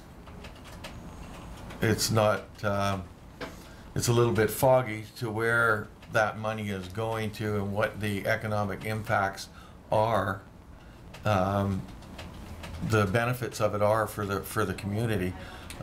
It's not really clear to me if that money is actually that's being spent is having a economic impact, and I'd like to know what it would be.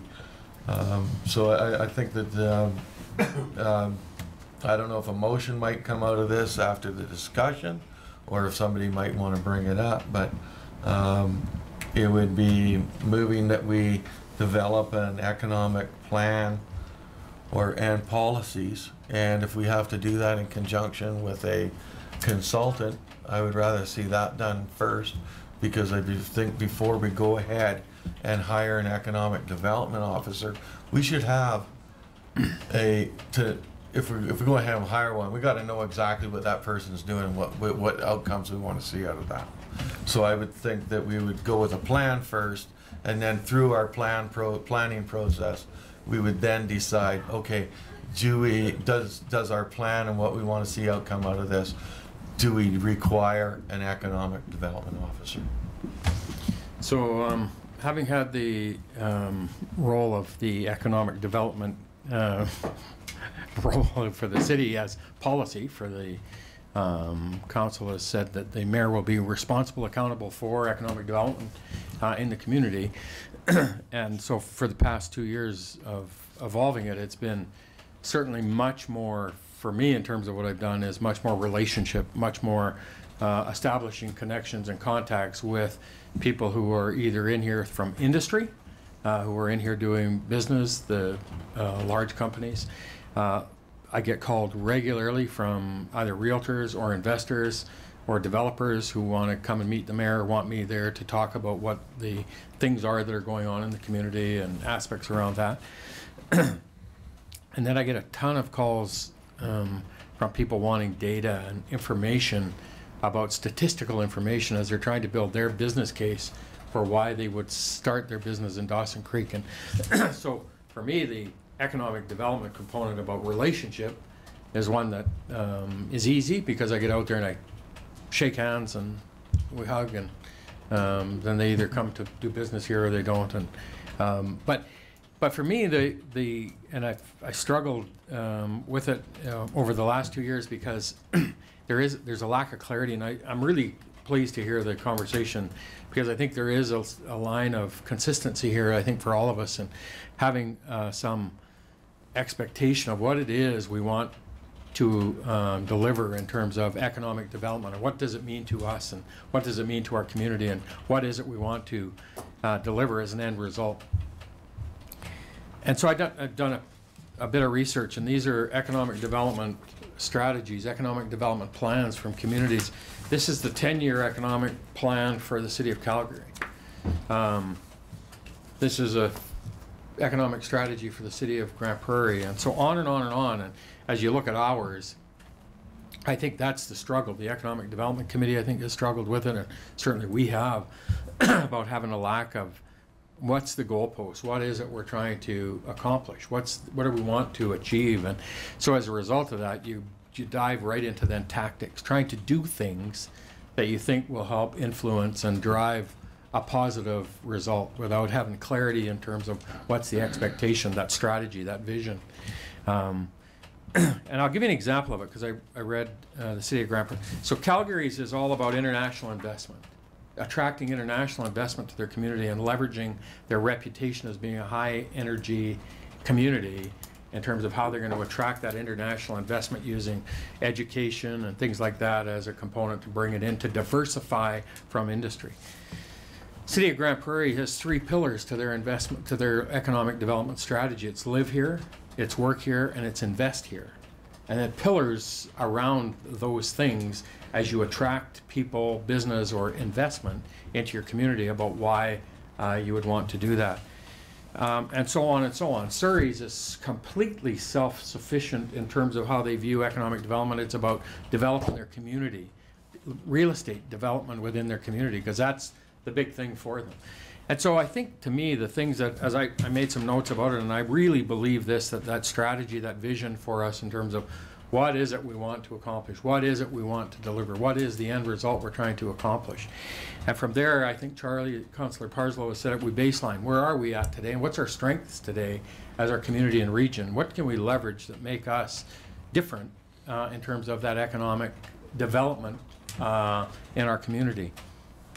And I think the relationships to economic development, but I think it's broader, and I think about this in terms of when we talk about this traditional economic influences, industry, agriculture, energy, transportation, retail, tourism, but then you got other things that impact your community, and it's government, it's healthcare, it's education, residential development. Councillor Javetkov talked about that in terms of having sound policy. So all those things to me roll up into building that quality of life. And I think that's our strength as a community, because we've got strong quality of life. And what's our strength in the region is our geographic location that gives us the advantage of having a diverse economy with all of those sectors. And from that, to me, once you get to that point, then you get to say, what's that model, what's that structure we put in place once we define that strategy, what it is we want to accomplish, and whether it's an EDO, whether it's a commission or a corporation. And I think that flows from that to me in terms of that. But I think the first step to me is we need to engage somebody to give us some help in terms of building that strategy, put those components together of what it is we want to accomplish before we start to try to spend some money on a delivery mechanism or model or structure, because we don't, I wouldn't know how to engage somebody. I could give them tasks to keep their day busy, but whether it would be effective in our goals of economic development, I don't think it's clear to me in terms of what that is. And so I'm worried about saying, yeah, let's get an EDO in place until we have some clarity about that. Yeah, so I guess I didn't say specifically that I think we need a strategy, but I've been saying for years that we need a strategy. And obviously, you don't just run out and hire somebody and without having that in place. But that's what we need to do. We need to get somebody in to work with us, to sit down like we do at a strategic planning session or something like that, figure out what our strategy is, and then have somebody dedicated to it. Like, I just don't believe that as wonderful and great and amazing as you are, that you're the qualified person for that job. And we need somebody like that. We need somebody whose only job it is to take what we want to move forward and be responsible. There's a capacity gap here for us in terms of, I think anyway, and I get a call from somebody and say, well, I'd like some analysis on some of your data and stuff. Well, I don't have the skill, the ability or the knowledge or somebody to give that to us. But there's a gap there in all kinds of different things, right? I think about the roundtable we did last year with industry, and it was a very effective way of engaging industry. It was a very effective way of engaging our business community. But we don't have anybody.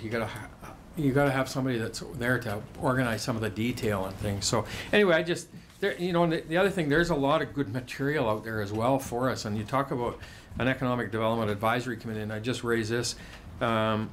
There's the City of Grande Prairie clearly defines their terms of reference for their economic development advisory committee, how it's made up, who chairs it. There's some really good information at your fingertips on the internet, right, in terms of how we can, I think, build it. So. Councillor Schuman and Councillor Roger.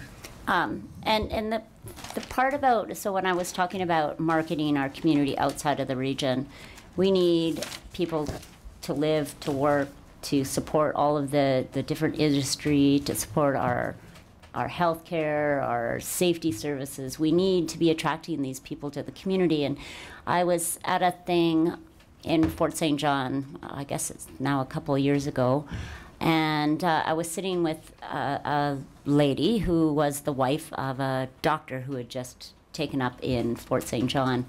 And she said to me, "You guys do a pathetic job of getting out to the rest of us in this province of how amazing it is up here." She said, "People just think it's this, cold, dark place with nothing going on."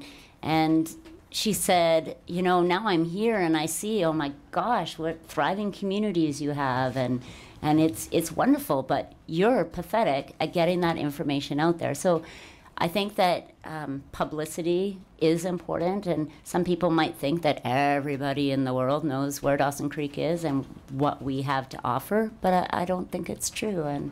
And as much as we're out there, being those little Dawson Creek champions, it's, we need help with this. Councillor Roger? What I'm hearing is we need to promote dialogue and inspire some solutions for a economic development plan and policies. I was just wondering if Mr. Shute, through your worship, would like to have any comments. I'm sure he's got comments, whether he wants to offer them or not. First I should say there's a surprising amount of consensus on council. There's a lot of commonality in what you've all said, which ought to lead to action. I mean, sometimes it does, sometimes it doesn't, but it ought to when you're this aligned. But secondly, I would say, I don't want to go all kumbaya on you, although apparently the new Prime Minister is going to legalize marijuana, and I can go back to being that happy kid you knew in school, if you know what I mean. But it truly, it takes a community to raise a child, it takes a community to raise an economy. So the normal role for advisory committees is at the front end, where you and your stakeholders are getting together and you are establishing a community vision for economic development, and then you are deciding what role the city has in that. Because as Councillor Javatkoff says, the city's role is a small piece of everything that has to be done in a community if you're going to have a thriving and vibrant economy. You can go right to the extent of Surrey. You can carve your role down to a very limited area, or you can go as broad as Calgary. But that should be a conscious choice you're making, what part of that you're chewing off. There are lots of folks who could help you. You've already had NDIT up. They worked with you for 2 days as a council, and they came out saying, you need an economic development strategy. And they left. Tim, whatever his name is, at the UNBC's Community Development Institute came up 2 years before that, ran a 2-day workshop, at the conclusion of which you all agreed you need a strategy, and they went away. You're sitting here today, you're all agreeing you need a strategy. For years. Unless you do something, that'll go away as well. But there's no point talking about your delivery model, including our current one. Councillor Parslow would like to know whether we're succeeding with our current delivery model. Sure. We have no targets to reach, so of course we're succeeding. I've met whatever targets, because there are no targets. So it's usually 3-tiered.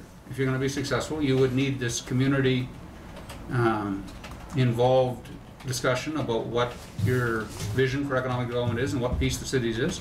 Then you'd take the city's piece, and you'd have, I mean, I think that can be done with facilitation rather than with a lot of consultant expertise. I think NDIT would run it for us.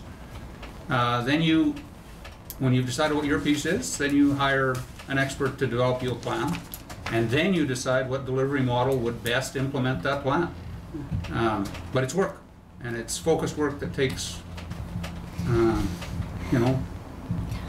weeks or months of focused activity around it, at the end of which you come out with, I hope, consensus about a delivery model for a plan that you've already agreed to that supports a strategy that you and the community have jointly developed. I mean, that would be just wonderful. But we have a lot of these meetings where council decides that's the right way to go, but I'm yet to see, like the last plan is over 20 years old. Yeah, Councillor McFadden. I missed the comment about starting NDIT would do what as the first step? I missed that, but I didn't hear you there. Sorry. NDIT previously worked with you and would again, I believe, to develop that community vision of economic development and which part of it is the city's. It needs to be refreshed because even though it's only a couple years old, there's 2 new councillors and there are different stakeholders in the community. Then you take the piece that you've decided jointly is yours and get a plan made around that.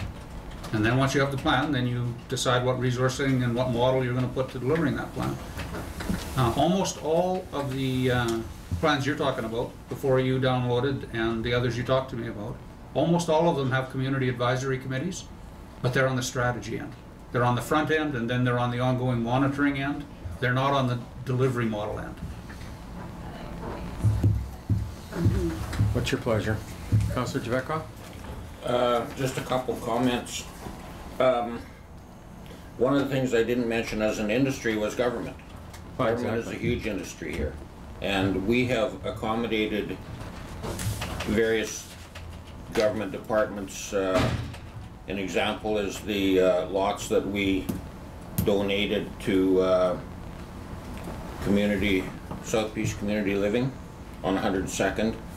The land that we had available up in the north end for Rotary Manor and the expansion that's developed into a huge operation with good paying jobs and a real benefit to the community. Those things, that's a role that we have, is supporting that kind of thing. But some of the things that we've lost in the past, and we talk about strategies and what our role is. Schlumberger had a office here years ago, and they left because the city couldn't accommodate them. The city wouldn't make the moves, and I think it would have been free, wouldn't have cost anything to try and work with them, but the city chose not to at that point, and they left. And that was a big hit. There was a lot of good paying jobs there, and the foundation of developing the whole oil and gas industry at that point. The other things that we lose, go by the wayside. The jewelry store. It was here for years and years and years, and it's gone. What's the city's role in that? I don't think the city has a role. Those businesses, they exist for a while, and then they're gone. Like the video rentals. Dry cleaners. Shoe store. We used to have a really good shoe store here. on the corner where Blair's office was. But we don't have a shoe store now. And, you know, opportunities that I think that we've missed here in the last few years, Shell, using Dawson Creek as a headquarters. But again, you have to have the infrastructure that'll support them. You know, and our infrastructure will only support certain things. When you look at what businesses need, what these people need to locate here, I mean, amenities are one thing, but they need things like airports, communications, high-speed internet, transportation systems, all of those things. And the city has a role, but in some cases it's pretty limited. So, you know, all this strategy stuff, great. I think we should have a strategy, but I think we've had strategies before. But I think we need that. But I also would like to see some short-term things like making a real concerted effort to work with people like the developers. You know, they're the ones, they're beating the brush. So they get an industry. Mammut is an example. So Mammut comes to town and for one reason or another, they go to Fort St. John. That's just in the last 6 months. That's a big organization, they're global. You know, and there's other ones. The example here, the last example of Pentastar at the airport. When they came down to talk about locating here, it should have been a direct line to you or somebody to welcome them and say, look, you know, there's some issues here, but let's see if we can make it, if we can work it out. Things like maybe a temporary use permit on the zoning or something like that. Whether they'll come back or not, maybe they slip through our fingers, I don't know. But we need something short-term, some actual action now, and in the meantime, do a strategy. In my mind, I've been on these economic development committees before, and it's really tough to come up with something tangible. Like, we can do a lot of advertising, we can do a lot of talking. It's like statistics for tourism. You know, tourism's up one year. Why is it up? Well, various reasons. Next year it's down. Why is it down? Various reasons. But they're just statistics, and they don't actually put bread on the table. You know, it's they're cost items, and actually getting people here, creating jobs. That's, to me, that is the real goal. That's anyways, I would like to see some short-term stuff as well as, you know, the strategy stuff, the plan. Okay, thank you. Councillor Parslow? Is it in order to make a motion now, Dale? Sure.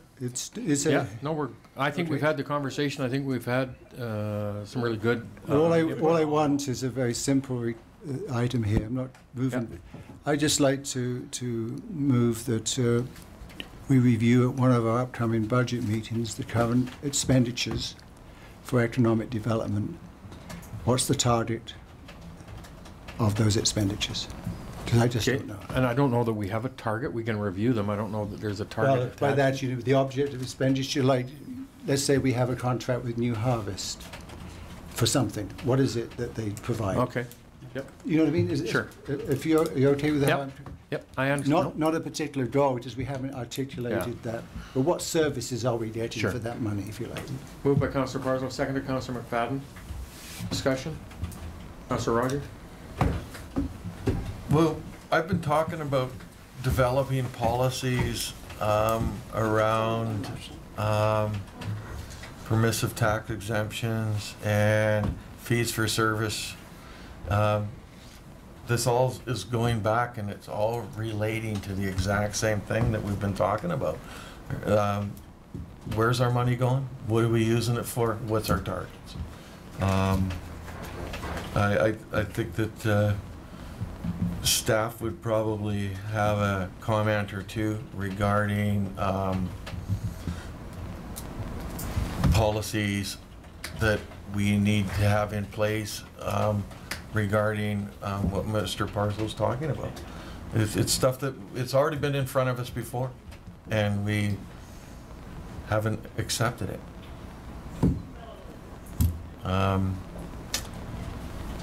I would rather see that if we were going to put a motion forward, that it would be we need to. But we already have one on the floor, Yeah, so. yeah, I'm just discussing.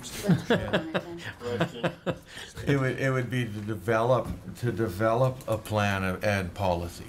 So first, yeah, so I don't, Vote on this. I'm not assuming we're done here on economic Yeah. development. Charlie has a question about, he wants to review the current expenditures of that, as I understand his motion, and then I still think there's some follow-up we're gonna do as a result of that, so. Yeah. And I believe we need to do that. Hold that, yeah, That's absolutely. moving forward. Yeah.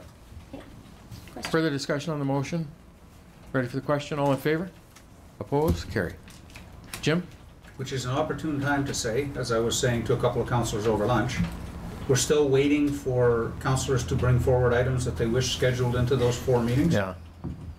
And we would prefer if they are front-ended, like if we get the full list by the end of the week, because we need to schedule those meetings, and as I said to you before,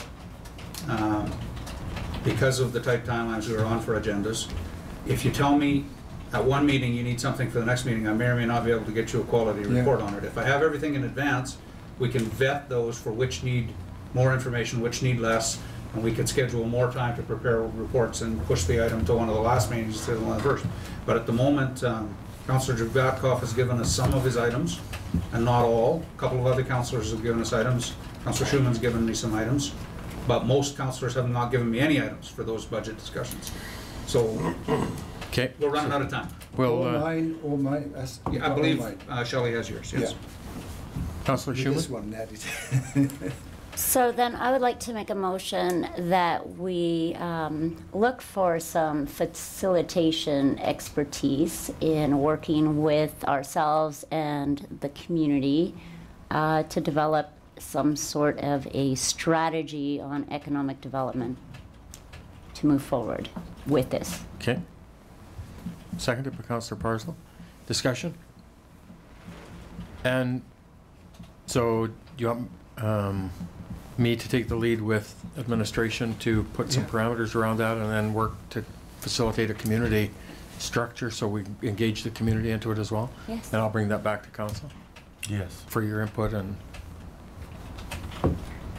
I like it. Questions? Councillor Javetko? Just one comment on the getting the community involved. Going back to when we, when the Encana Center, the idea came up, the process there was not just a community involvement meeting, it was getting a bunch of groups, requesting a bunch of specific groups, I forget, there might have been 20. 20 odd, yeah. 20 groups to meet with the facilitator and talk about the issue, because if you just make a sort of a generic meeting, you get the same few people there, not very many. But if you go to, for example, well, for any group, whether it's a church group or a Rotary group or whatever, then they'll probably send, you know, 6 or 8 or 10. There'll be some interest there. When you add up all 20 of them, you could have a couple hundred or more people that you've talked to in the community. It's just a way of getting more feedback, because, you know, typically you go out and have a consultation meeting and there's very little interest and nothing much comes out of it. And so just a comment on the sort of going out to the community. Sure. One of the things that I found really interesting in this terms of reference for the Economic Development Advisory Committee in the City of Grande Prairie is committee was consisted of 11 members: agriculture, forestry, oil and gas, post-secondary, retail, tourism, local, provincial, federal government, regional stakeholders, city council. And then the committee could appoint subcommittees as required. And so then you got your committee of a whole, as your core committee, but then you have your subcommittees, so that if agriculture is one component and they want to have the South Peace Grain Cleaning Co-op have a discussion on that, that then can feed back into the committee from that way. And so it's a really effective way to me of being able to engage that broader audience on specific topics. Councillor Parslow? Yeah, further to that, staff developed the target groups. There's over 20. And the same process that I facilitated 20-odd meetings, same questions, same process, and then all that data was synthesized, and you certainly got to a cross-reference of people. And I think it was the first group to meet was council. I really want to move this forward because I think we've, from my own perspective, 2 years of trying to move this forward, and really don't feel comfortable as a mayor that economic development is under my purview, because I don't think that's the expertise there. I got some stuff in the role of the mayor you can do, but I think we need to get the council and the community into an engaged view of economic development for our community. Yes. Any further comments? Any further questions on the motion? And we'll bring it back by the end of January. Is that Jim? Should be able to get something. So Charles would like to speak and address council. Can I, we did invite the members of the Economic Development Committee. Can I ask for a motion to allow the gallery to speak? Move. All in favor? Opposed? Charles, go ahead. Yeah, Mr. Mayor, Council, I've sat on this Economic Development Commission task force, I should say, for a number of years. And as you can see, Kit and I are the only two that are here today, and it was hopeless attempting to keep that committee together. Every meeting there were new people dropping off.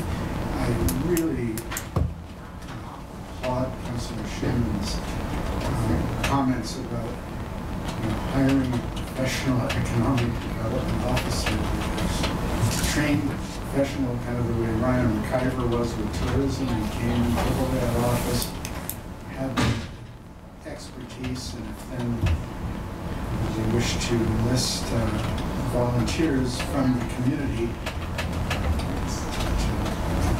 to help in the discussion, town hall meetings, whatever, all very good, but like a professional is absolutely vital to the community. They want to really beat the bush and sell this community and compete successfully against the other communities that are all vying for the same businesses. Thank you, Charles. I appreciate it. And then one other just little comment. Frank Ripley, who bought the property across from the Calvin Center, had planned to build there, said that if he put up $1.5 million building, that he'd be looking at $60,000 a year in property taxes, which make the venture practically unviable. And so that whole area has been brought up, I think, one or more of the councillors in terms of incentives and exceptions and so on and so forth. Thank you. Thank you, Charles. Any further discussion? Can I just sort of... Yep, go ahead, Kit. Sure. So, Mayor Council, thanks for letting me speak. And I'm just speaking on behalf of myself, not the committee. I think when the committee started, you were at the same point like 3 years ago. And part of the lack of success of the committee was the indecision on council about what to do. So to go down this process again, forming a committee has the same potential problems. I think you have to target your industries and you have to request that they show up. I think when the committee was formed and when that was a general request of the committee, you want to be on it, put your name in, and we'll see who shows up. But what happened was very few industry representatives. There was the chamber, there was a lot of, the social services came, but industry was just too busy to come. They didn't see that their investment over time was going to result in something. So I think the recommendation to target industries and have them come to the table is critical, and have them show up. And then at some point, council has to make a decision, and that's what will give direction to whatever committee comes from it. And then you can specifically have a committee that addresses oil and gas, a committee that addresses the forestry, that type of thing. And the other role I think that is missed a little bit for economic development is to lobby on behalf of industries, because some of the provincial legislation is a hindrance to industries. The ALR would be an example. The feed-in tariff for solar would be another example. This is where you take it through the municipalities, but it comes to the provincial government saying, here's an opportunity that's being led astray due to provincial legislation, not municipal. But that then you become an advocate on behalf of the industry that just needs that small little tax break, whatever, to carry forward. That's the kind of money. Thank you. So I think first, just for clarity, what council are going to move forward first is to have a facilitated session to ensure that we put some thought and structure and direction into the strategy of economic development for our community. And so we'll bring a broad base of community members, whether you want to call it a committee or whatever, to start that understanding of what it is, to give clarity in terms of the role of what it is we want to accomplish in economic development, and clarity in the purpose. And then you set your committee in place to be able to start to work that through in terms of, and to me, that was the frustration I felt. I don't know, frustration, but just that lack of clarity in terms of what is the role of, what is it we're trying to accomplish. And I think all the committee felt that as well. So thank you for that, you guys. Appreciate you coming today. Councillor Rogers? I think as a council, we're pretty broad based and I think that as this council is, we represent pretty much the whole community because everybody's got their own little individual places right there and people that they know. I think it's fairly well rounded. I think we have a pretty good idea where we want to go already. I don't. I do. Any further, Councillor Parslow? Just one comment that Kit made. The sets of the committee that Councillor Javetkov was that we also went to groups. There were existing groups. So it isn't just a come-to process, it's a go-to process. And you've got to network. You've got to have, I don't think having just a group of 6 or 60 is sufficient. You've got to network and engage over several months, and then you will get some data. That data needs to be analyzed by somebody who's professional to do that, and then you've got some meat to deal with, and you can accept it or reject it. You know what I mean? Thank you for that. Any further discussion, any further business? But we're done. Motion to adjourn. Councillor Javetkov, Councillor Rogers, all in favor? Opposed? Did we Carried. vote on the other one? I don't think we did. Oh, Which one? The Mine. other motion that, We didn't vote on that? that Cheryl made. Oh, I thought it was thought we did. unanimous. All those, sorry. Well, could I hear it again? Thank you for that. Well, I assumed you That's all I guys. have, and I hope this is what Councilor Schuman wanted. The staff be directed to look for some expertise from someone who could be retained to assist the city's development, economic development vision and strategy, including community involvement. sounds about right. All those in favor? Opposed? It's carried. See, it was unanimous. I thought we voted on it. Thank you. So there's all this. Mark? Have you